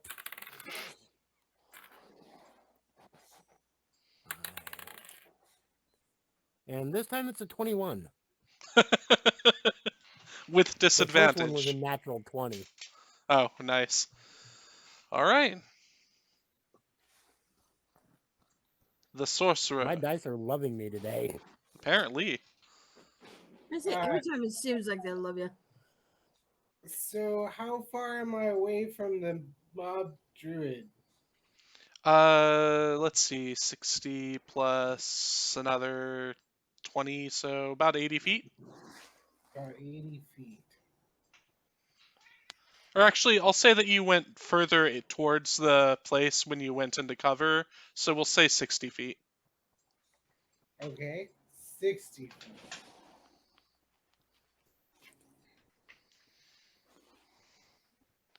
And too bad the sorcerer does not have fireball. No kidding. So I'm gonna cast a fireball. What? Well, I have a scroll. Oh, okay.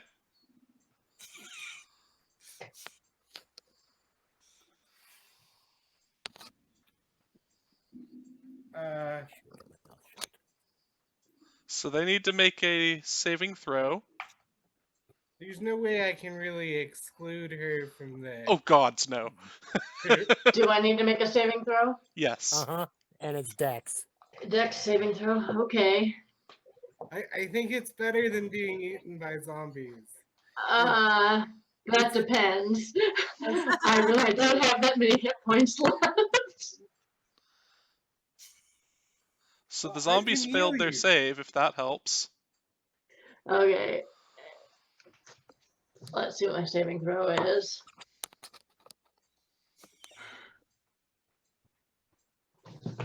You are in 7. trouble. Yeah. Wait. You are Wait. in What was trouble. Dex? Yeah, 7. I'm pretty sure you're gonna kill me, Uh-oh. or at least I'm gonna go unconscious. Yeah, you'll go unconscious and then he'll get you back up. It's a great plan. That right in the middle of zombies? Yeah, Well, the zombies are going to die from this. There's almost no way that this is going to deal less than their health and damage. All Oh, of them? target takes 8d6 fire damage. Okay. Yes, You can kill all of them. probably. Oh yeah. 8d6 fire damage, the average is going to be well above their HP. 34. Yeah, they all die. Let me check so does, something real fast. Yeah, she goes down, but Does she what is go down? massive damage? Does she go down to the point where it's an insta kill? Yeah, No. that's the question. Actually, I know in Maybe. 3-5, with that much damage that fast from a single source, it would be a Constitution save or DMD. Oh. Uh-oh. You're in trouble now. You just killed one of our mates. Instant death. Massive damage can kill you instantly. When damage reduces you to 0 hit points and there is damage remaining, you die if the remaining damage equals or exceeds your hit point maximum. What is your hit point maximum, and what My is your... hit point maximum is 38, and I'm down to negative 20. You're fine then. Okay. That's what I thought. That 38 HP is enough to, like, keep you around for most of this. So you're Someone just... get her a good berry. No, You you're got- like I have that spell. Yeah, but you got to get it into her mouth. She has And I'm not between anywhere near her. 3 and 5 rounds of survival, or she can get back up on her own, maybe. There's a chance that she'll survive just with her death saving throws. We'll see. And I moved up towards her. Like, and are there any more enemies nearby her? No, you torched everything in that courtyard. There's can't little wait till I flaming level bits of portcullis left over, basically. Damn. Okay.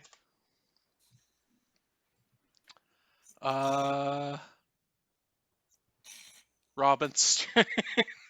Oh no, Mike Skeleton's dodge, whatever. Robin's turn. So roll yourself a death saving throw. Okay, is that a d20? Yep, it's just a d20, flat. Okay. No If you one. get above 10, then you are succeeding on it. You have 3 of those, one way or the other. And we all know how I roll, so Bye. I'll be rolling up a new character soon. Not if you get any healing. What? 2. Okay, so your first death Oh, saving throw was a fail. Hey, be glad it wasn't a natural 1. That counts as 2 failed death saving right. throws. I was about to mention. Yeah. Oh my god. Okay. So just don't roll a 1 next turn. Right. Or the Yeah. time after that. Okay. So, um, we move on to the skeletons up top, who now have no target. So they're going to look over the battlements and see the sorcerer no longer in cover, and they're going to shoot at him.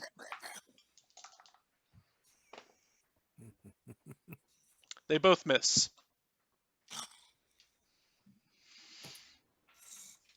And they also popped their heads over the cover to do this, so they are no longer in cover from the position of the sorcerer.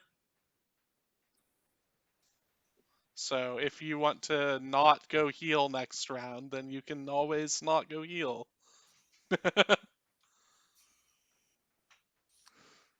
Alright.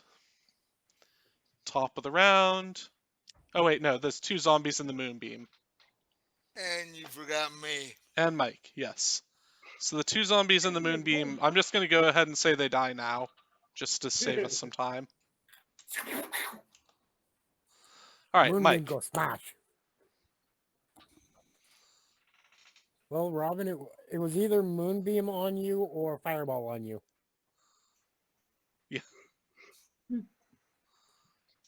I don't think Moonbeam would have done near that kind of damage. No. You still Now, I would have will been say if fine, you though. had gone down to the zombies, they would have continued attacking you to try and eat you, which would have, like, pushed you into failed death saving throws and probably killed you in that round. So it might be that this fireball saved your life. That depends on my dice. That's true. Or it depends on if someone can get to you, if I can get to you. So, I'm Mike, not really far away. I can heal people. So can I. With, yeah, yeah, you can heal people with a flipping Mike, you don't know that fireball. this is happening right now. Just to be clear, you don't know Right, that that yeah. just occurred. I'm in a You different heard a loud room, boom, but that's it. and my reaction is, "Oh What the God, hell? they're messing this up bad." Uh, Is there a donkey? No. So do so you kill the or try to kill the skeletons? I believe this is the yeah, last round that they're frightened. yeah. I'm going to cast guided bolt on one of them. Okay. Um, I'll guide your bolts.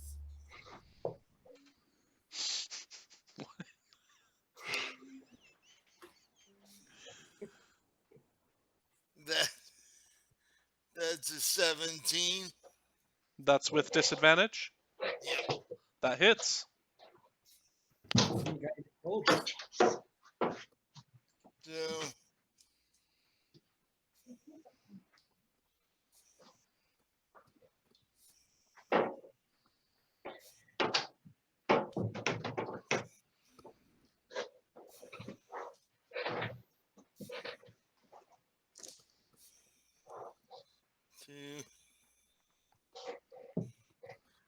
12 points of damage. You have slain one of the skeletons. And I'm going to have my spiritual weapon attack the second one. All right. See if I can bludgeon him to death.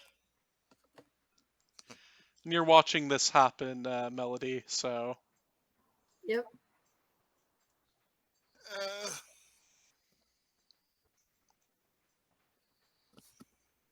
Melody also doesn't know that Ligeia is down either. Nope. That's true. I just know there's a big boom. She's fine. That is also a 17. That'll hit. And that's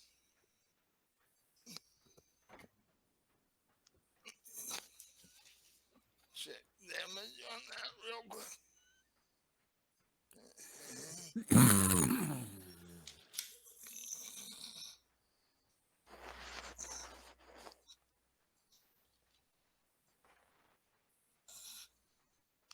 Okay.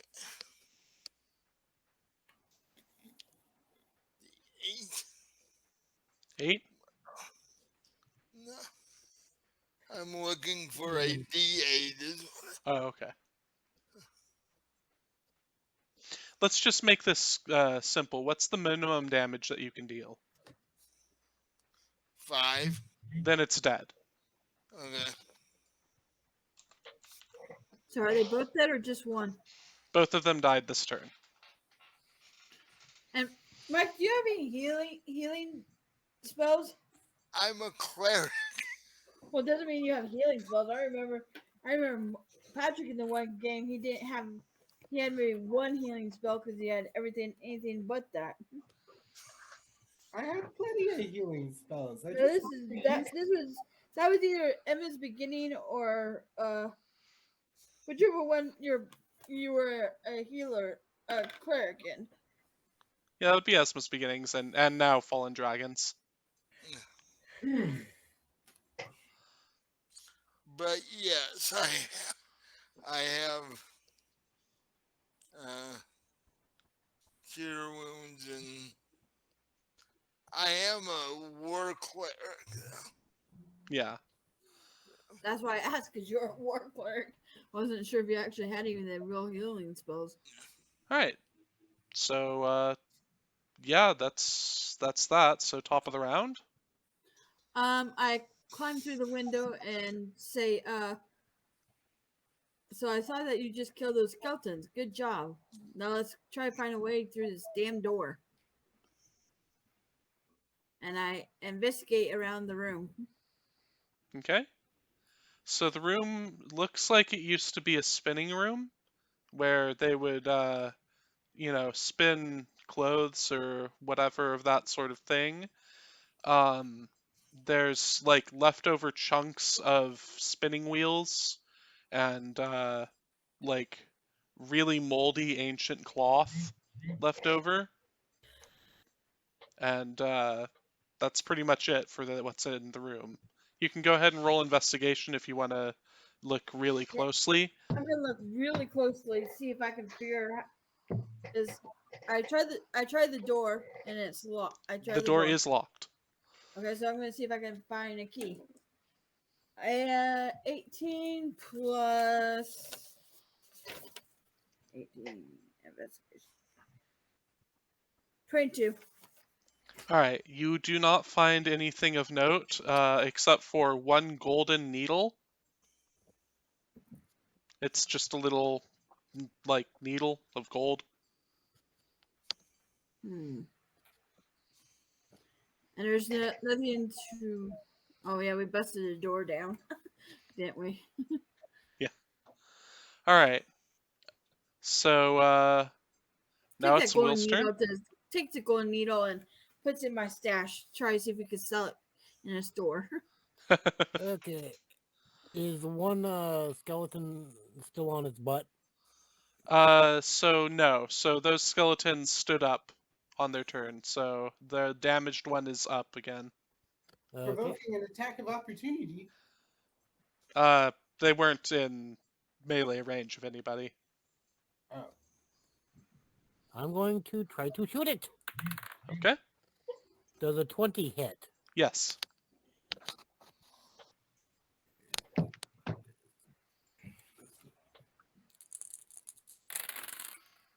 Doom. 13 points of damage. Dead. Dude. And I'm going to... Yeah, I'm going to hide again because I know there's one more still up here. Yep.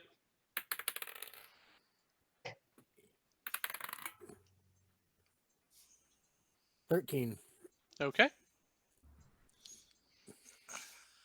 And then Mike's skeletons are dead. Pat's turn. I'll run up to the fallen comrade, Okay. and I guess I'll do a cure light wounds. All right. So that's D8 plus your spellcasting modifier. Just a second. What are you doing? You do not scratch the sofa. 11. The sofa. Do not scratch the sofa. You're up with 11 HP, Robin. All right. She's alive! Sorry about that. There were just so many zombies. So you see the sorcerer leaning over you, having just cast healing onto you. You didn't actually see him blow you up. You just sort of exploded. Okay. You were too surrounded by zombies to have seen where the fireball came from. Okay.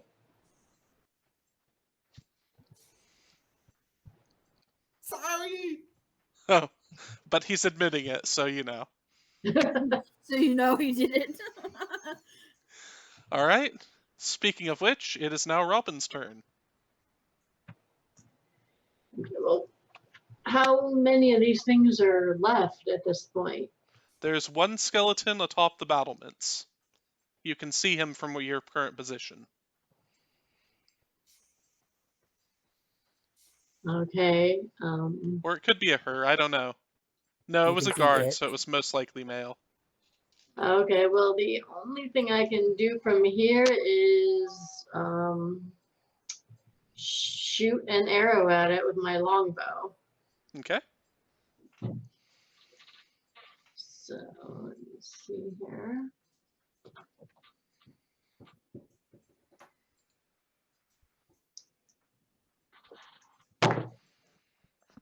8 total. Don't think that hits. 8 does not hit, no. Alright. And then the skeleton up top tries to trade arrows with you.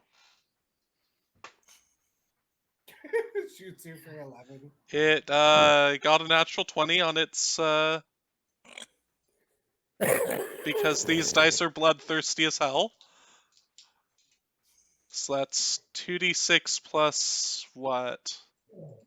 I just want to see if this even can just drop you in this round.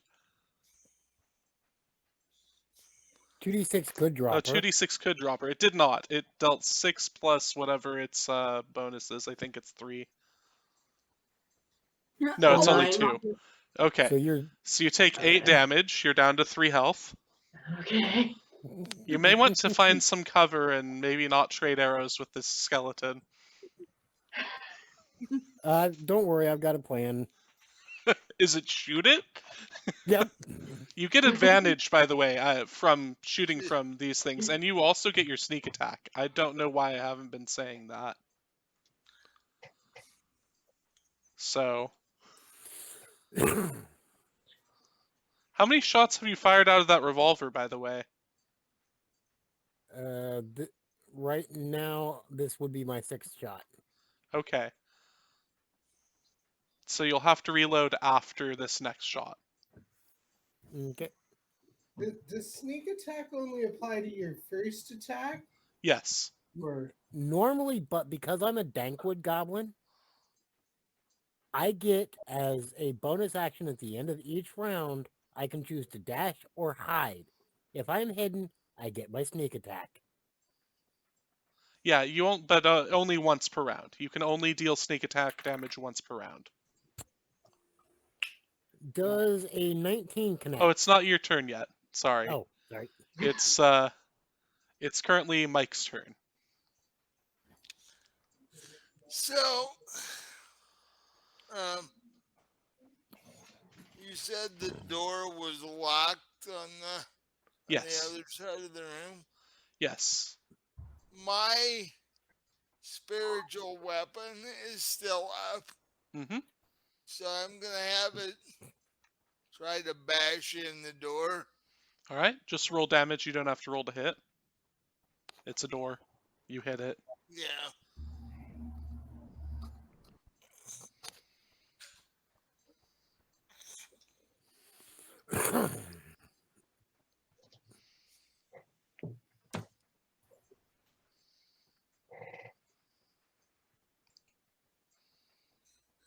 That is 8 points of damage. That's enough to smash the hole through the door. So you can reach through and move the bar that's barring the door. So I do that. Okay. Yay! So you have your movement and your action remaining. So I'm going to move through the door. All right. You see My some skeletons and zombie in this room, and the thing to lift the portcullis.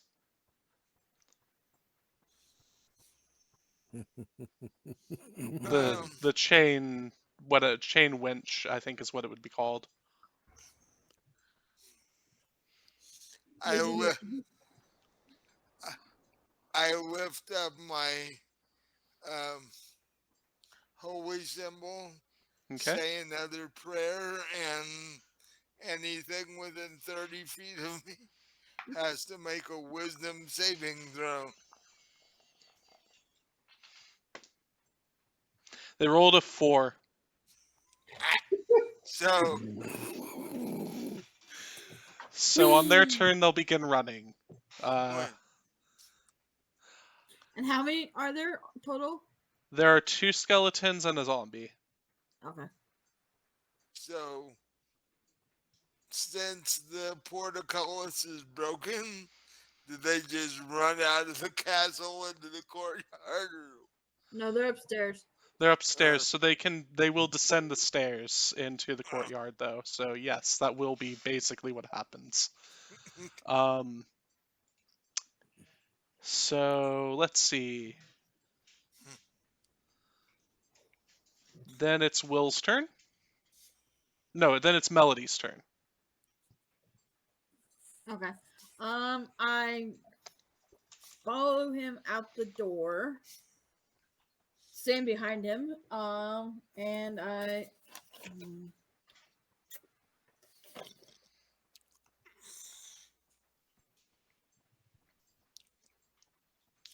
turning undead worked well tonight. Right? How many uses of that do you get per long rest or short rest? Just charm. Charm. The, Just a I second, let me try. do some- I looked that up there.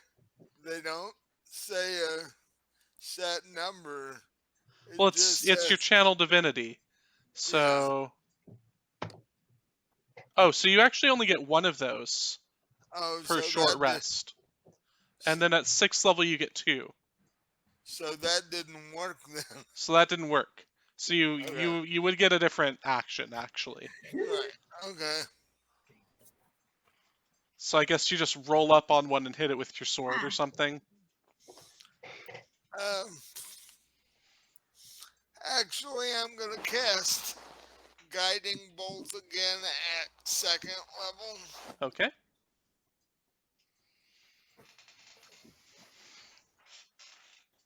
and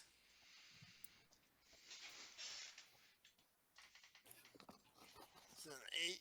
That does not. That would be an 8 total, so That will that not hit. doesn't hit.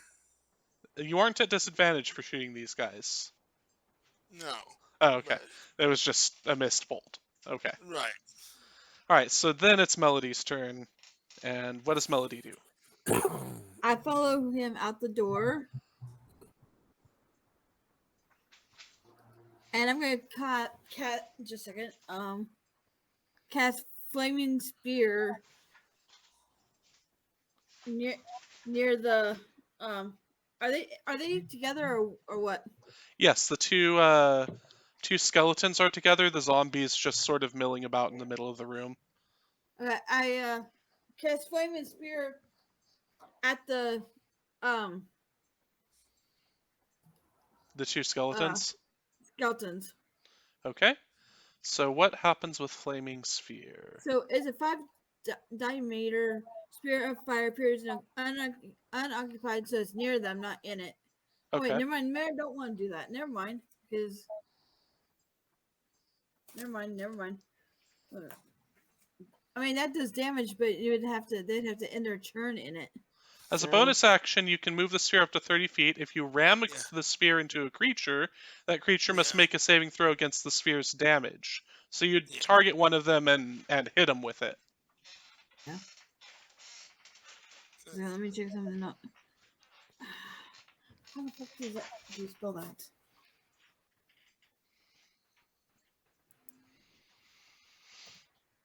Or you can Or cast just- another moonbeam and just moonbeam them. Can I cast more than one?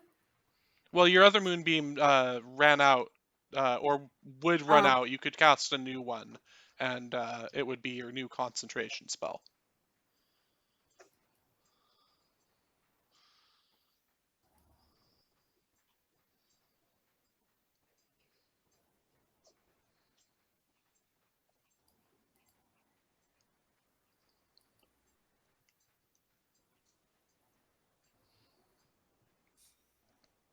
Okay, no, I'm gonna do moonbeam.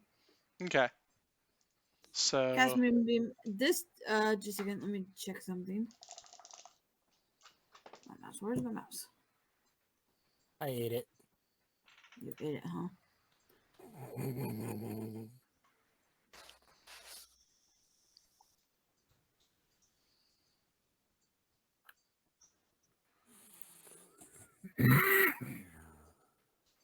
Okay, I cast moonbeam at it. all right. At So the two of them. one of them failed its save, and then does a 13 beat your spell save DC? Probably not, but It's right at it. okay, so it does.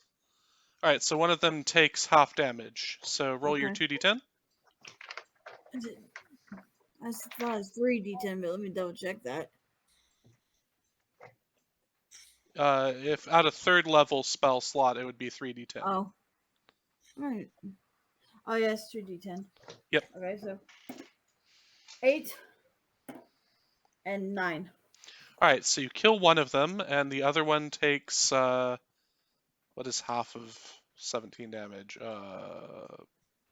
8. 8. I'm awake. Wake 8. up to happy, happy, happy day.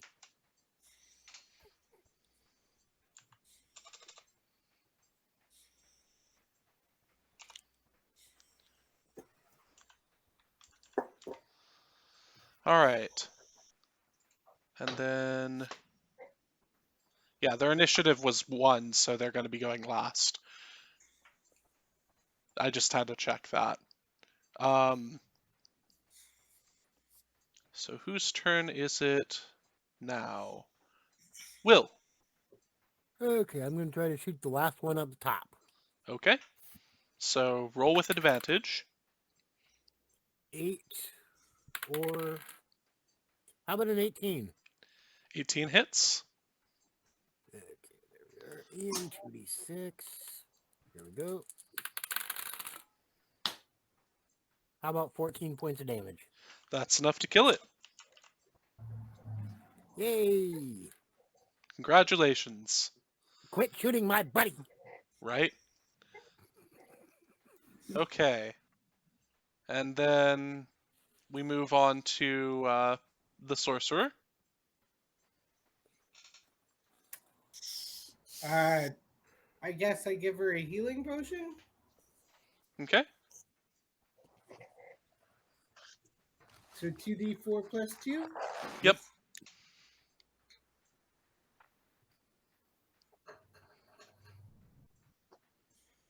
Seven. All right. So that's 7 more HP to you, Robin. All right.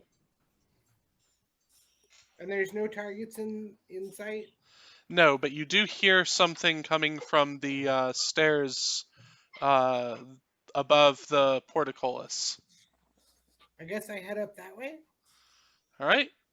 You can easily reach the top of the stairs in one round.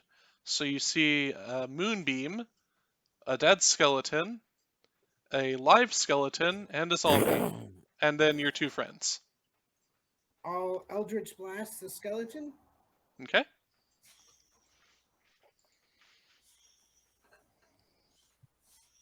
I got an 11. To hit? Yeah. That fails to hit. I'm gonna use my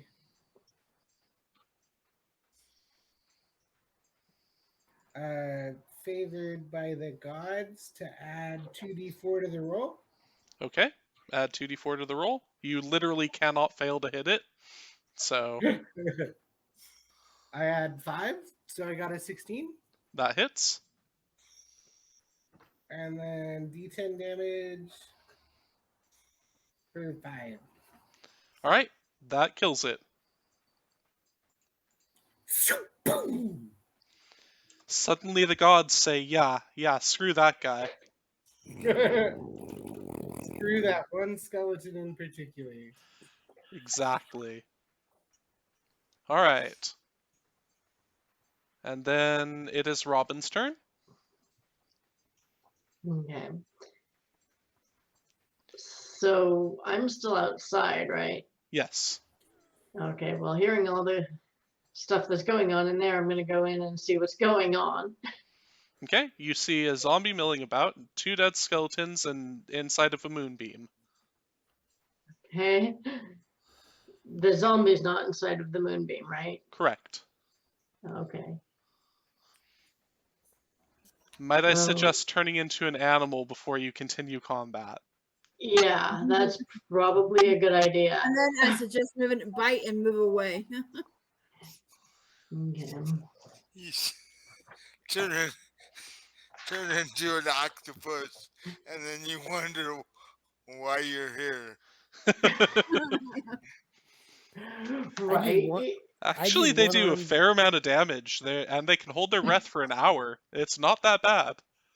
So they could be on land. Actually, Yeah, if they were within an hour of some water. of source of I water. turn into an octopus. That's Use, interesting. use 4 arms to grab the sorcerer, and use the sorcerer as an improvised weapon to smack the zombie. That sounds like a plan. As I'm inside, I don't think I want to turn into something too large. But something that does enough damage, though. How Right. how big is the space we're in? It's another good 20 by 30 foot room. It used to be the guard hall. So no, you can't turn into a dinosaur. No. What But I'm a going. dire wolf would be fine. Oh, okay, I was thinking that would be too large. In that case, I will turn into a dire wolf. No, that's just like the size of a horse. It's definitely fine Okay. to. All right. In that case, I will turn into a dire wolf, and I will try to go for the zombie. All right. Let's see.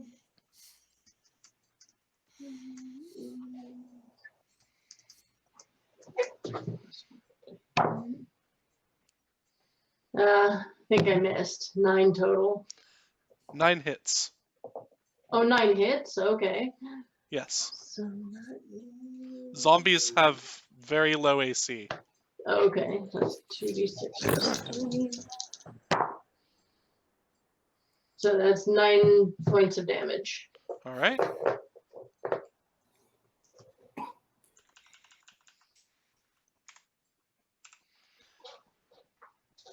And then we move on to Mike. So what I'm seeing now is Melody is in the room.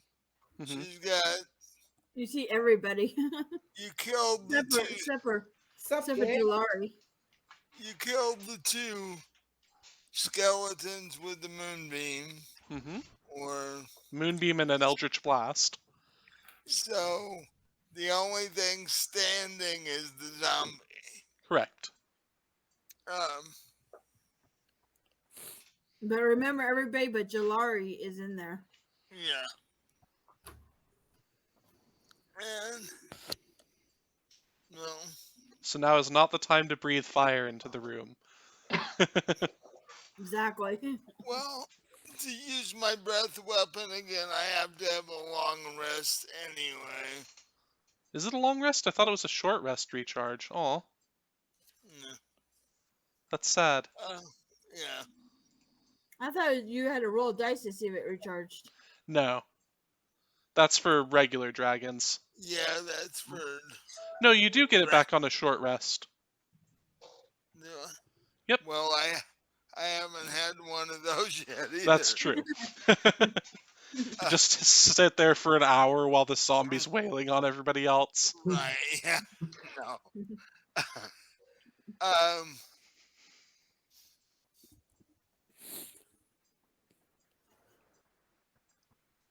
Let's see.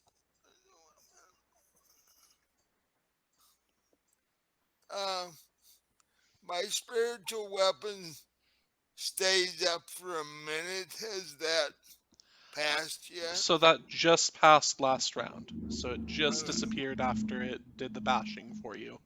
After it killed the door. Yes. Okay. I'm gonna cast Sacred Flame on the zombie. Okay. See if I can set it on fire. Oh God. Everybody loves Undead flaming torch. zombies. Exactly. That's a Those kid even got marshmallows. 13 total. 13 hits. Don't think you would want to smell what a barbecued zombie would smell like. Right? Fortitude save or puke. Yeah, really. DC 19. Yeah. Good luck.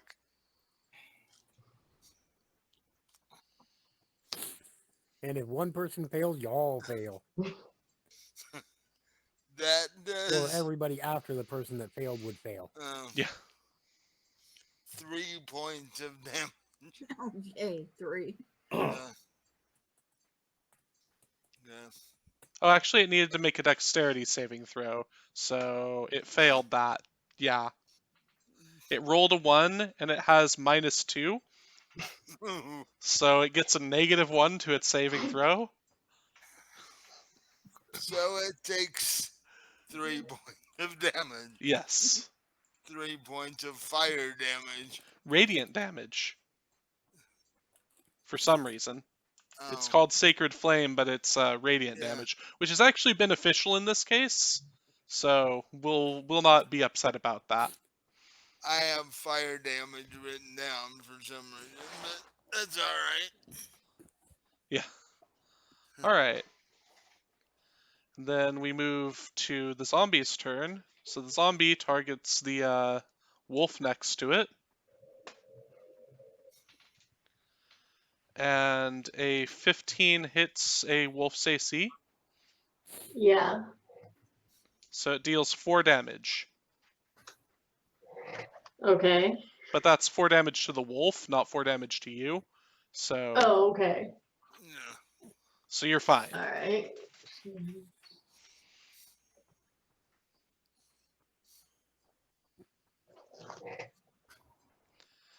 All right. And then we go back to the top of the round. Melody. How much damage has it taken so far? 12.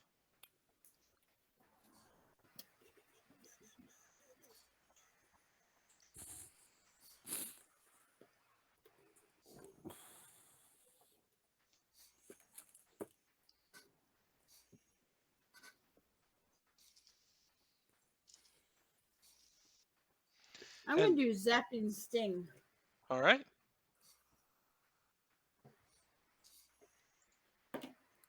Uh, 17. That'll hit. Okay. And so that's 1d4, I believe, right? Yep. Yep. And it needs to make a saving throw, 4. or if it falls 4. over. 4 and it falls over. 4 Yep. damage and it falls over. Well, it had to make a saving throw to see if it fell over, but it failed that saving throw. It rolled a 2. So it rolled a 0. It's a con saving throw, so it actually rolled a 5, but still. Oh. Okay. So either way, it wouldn't matter. It would not have made it. Yeah. Yep. So now it's on the ground. Yes. Yep. So it does actually have advantage against ranged spell attack or ranged attacks against it. So that's kind of interesting. As we move up to oh, now it's Will's turn. So Will, you saw everyone leave the courtyard into that up the stairs. What do you want to do? Does it look like there's a way down from the battlements without climbing outside or climbing down the side? Yeah, there's a way down from the battlements. It'll move you into the 3rd floor. That's where I'm going to go. Oh God. You sure you want to do that? Are you sure you want to do that? Yep. By yourself. Yep. Okay. He is hidden. He is hidden, that's true. So you climb For down now. the battlements, or you climb down in through the battlements. There's a staircase. You climb down the staircase and see just like 4 specters floating around the room that you're in with some skeletons.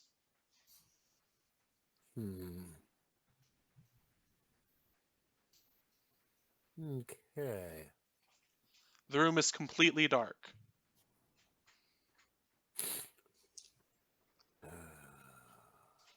Not that that matters because you have dark vision, but you know, if that were important to you. I can't see. I can't do that. Can they see in the dark? Yes. Skeletons have dark vision, and specters have special sight. Spectre vision. Yeah. Specters are made out of darkness. Pretty much, yeah. I'm going. Remember that. This might screw with shit, but it's about my best shot. Remember that vial of endless smoking? Mm-hmm. I'm going to pop the cork and back up. Okay. Go back up the stairs, leaving the vial in place. All right. So you basically fill this entire room with smoke. Mm-hmm. See what they do about it. And then, like I said, I'm backing up the stairs. All right. You do that, and you hear howling from inside the room. You can't really see through the smoke either. Yep. Didn't want to. Yeah. Excuse me just a second. I'm having cat problems.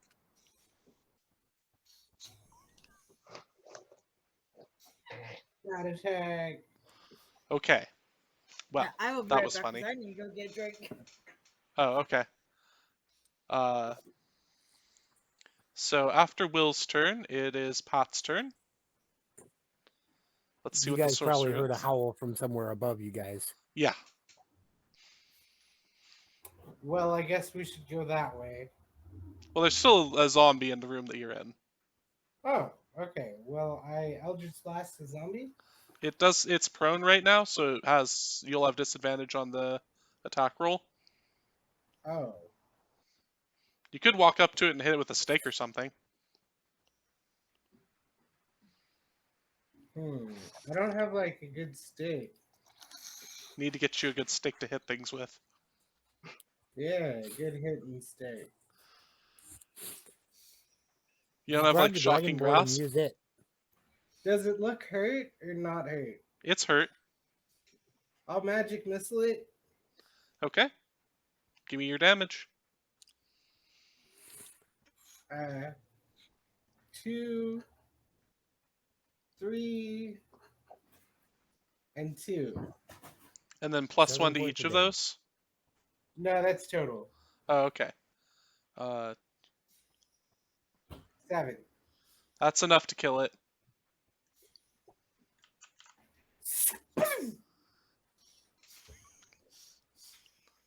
Glowing blue lights flicker out of the sorcerer's hand and smack into this creature, killing This it was a instantly. wand casting. Huh? Wand casting. Okay.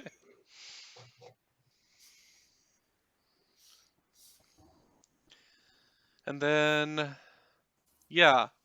So I'm going to go ahead and take us out of initiative for now, because no one is currently in combat with anything, finally.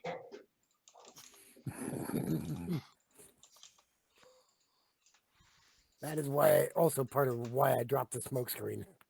Yeah. Okay. So now that we're out of initiative, what does everybody want to do? You heard that howling from above, but that's 2 floors above you. So you only No, it'd be vaguely one heard because it. that'd be third story, and they're on the second. Didn't you go back up the stairs though? Yeah, but So nobody that's followed up me. on the battlements. So that's 2 stories. The howl was 1 story. I'm 2 stories. Oh, I think I've been saying this whole thing. So there's the ground floor, there's the first floor, there's the second floor, there's the third floor, and then Okay. there's the battlements above that. Okay. Sorry. Let me check that that's what I. Wait, did I do that? Ground floor? No, you're right. Ground floor, second floor, third floor. Why And then did I battlement. why did I skip the first floor? Whatever. Oh, because we do that in America. Yeah. That's an American thing. Okay. So yes, you did hear it from up there.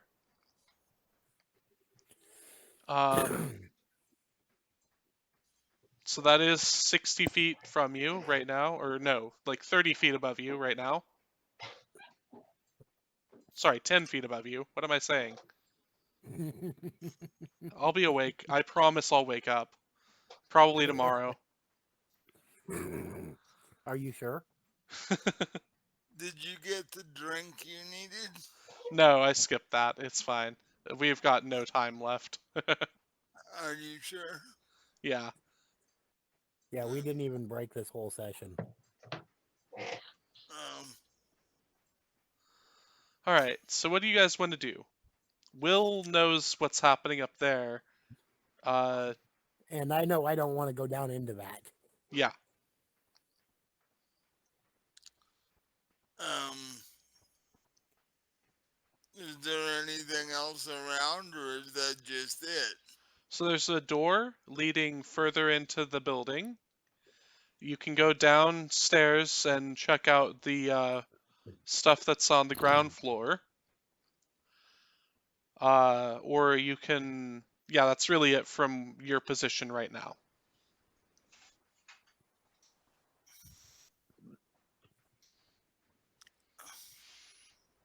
Is there any more?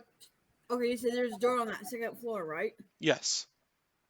I say let's go see where that goes and what happens with that. We should go up. Going up? Well, you can't go up yet. You don't know where to go up from, unless you go climb the outside of the building. I could walk outside and then jump to the top. Do you have that good of a jump spell? I have a ring of jumping. Does that let you jump 30 feet? I don't know. And I'd want to know where you got that from. No kidding. We've gotten quite a bit of gold, and I think wasn't it something that was dropped? Yeah, I think that was a dropped item. No.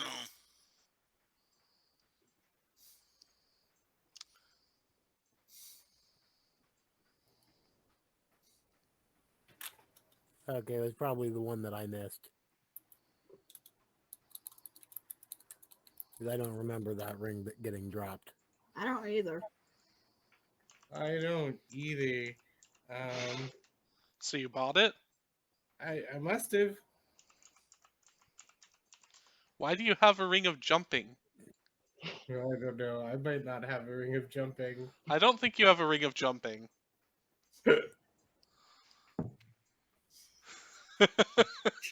Darn. I was gonna say I don't remember no ring of jumping. I don't remember no ring jumping dropping. Yeah, right. So far, you guys have pretty much just got that trident, the staff, the bottle, and the scale mail, and then the cool sword, and And that the armor. and That the armor. armor that nobody really wants to get put on. That I demonic do, but I plate can't armor. wear it. I wouldn't mind wearing it, but I can't. So, do you want to go through the door, or do you want to go down into the ground floor and check out what's there? I said, let's finish off the second floor. Through the door it is. Okay. Let's see. What does this room look like? This room is a large banquet hall. There's no one in it.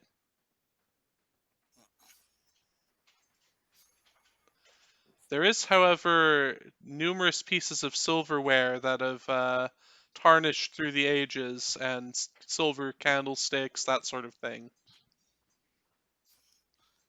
I say we take a short rest, and while we do that, we snag all that stuff. Okay, what was in the room? A bunch of silver, basically. Oh yeah, take the silver and You have. want? Although we need one person to stay at least somewhat alert. Oh, So if anything you're comes fully in, alert during a short rest. okay. You're just sitting around, basically. So yeah, we You need sit to around. find Jalaria still. Jalaria, what do you do? Oh, I'm gonna keep watch in case something tries to come up those stairs, and if they do, I'm gonna shoot them with my bow. Okay. Your bow or your gun? You need to reload. Did you even get Yeah. ammo for the gun? I just got what was in it, Oh, so okay. I'm dry on that. Okay. So you're going to be using your bow. Yep. All right. Next time, remember to get more ammo. Yep. I'm sure that someone else is carrying the ammo that you guys stole off of the cultists. All right. So, do you take a short rest while you're up there, like just chilling, or do you Yeah. As like long as I can remain alert actively? enough to shoot. Yeah, you're active enough to shoot. You're just like basically, are you constantly scanning for threats, or are you just watching that area? Just watching that area because I have a feeling I'm probably safe from the other directions. Okay. So yeah, you can take a short rest while you're doing that. So everybody takes a short rest. Do do do do do. You can recharge your health with a hit die. There's a bunch of stuff you can do during a short rest, actually. Let's see. Yeah, you can spend one or more hit die at the end of your short rest, up to your maximum number of hit dice. For each hit die spent that way, you roll the die and add your con modifier to it to regain HP. If you need any HP back. I think the only one that needs HP is still a wolf, though. Well, so do I. Yeah. I'm not up fully either. Okay, Yeah, so I you can got spend my your hit chin on dice. my paws and I'm just resting. I spend a hit die. You spend a hit die. Oh yeah, you took a Arrow to point. the Arrow foot. to the foot. Yep, 2 points of damage or something. Yeah. You're gonna waste a Rolled a hit die one for on 2 the points hit of die. damage, huh? Well, I generally it's a good idea to get back to full health. I'm gonna use one of mine. Mine's a D8, and I'm gonna only use one because using two would go over my. So I got a 8, Plus your con mod? So, huh? Plus your con modifier. My con too. 8, 9, 10. Cool. So you get back 10 HP. So that's 3 short of my full amount. And we got a cute puppy with her head on her paws. Yep. Whoa. What? A cute puppy the size of a horse. Who Hmm. knows? Maybe if I ask it nicely when we're all back together, I can get a ride. All And right. I'm sure she'll say no. And since we skipped break, I'm just going to go ahead and say that we're going to pause here with everybody having gathered up all of that silverware and silver candlesticks and silver, platters and that kind of stuff. And that's going to be it for the night. So we just lost Mike. Yep, we just lost Mike. Good game. So thank you all for watching, and thank you all for showing up and playing. Yeah, please, does anybody have anything else to say before I go into the spiel? Thank you for joining us and watching us, and hope you are enjoying it. Yeah. Alright, so if you'd like to support us, go ahead and subscribe to us here on YouTube. Check out our Facebook, Fallen Dragons RPG. Check out our Twitter at dragons_RPG, and our Discord, which is Fallen Dragons RPG, always has people available to talk to you. Leave a comment. Go ahead and hit that like button. Smash that like button, as they say. And yeah, thank you for your time. Oh, Mike, do you have anything to say before we close out? You're muted. You're muted. Sorry, Yeah, sorry about that. Had too much stuff laying on the table and accidentally hit something. Just that tune in next week for the next Fallen Dragons, because they're about to start an interesting little adventure if you tuned in last week. And be looking for the 19th of December, because we're doing another Call of Cthulhu thing. Cthulhu Christmas. So, yeah. Santa Claus is actually an elder monster, and you didn't know it. Santa Claus But, is coming to town. yeah. Yeah. But other than that, like and subscribe, comment, join Discord. We're trying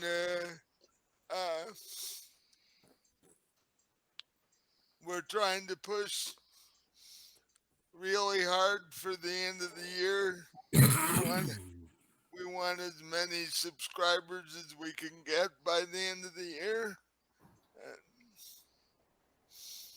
We've got some other games in the works, so Yep. help us grow and see what other weird things we come up with. All right. So again, thank everybody, and thank you all to all of our watchers or listeners, however you consume our content. And have a great evening. See you Bye. next time. See you next time. Bye. Adios.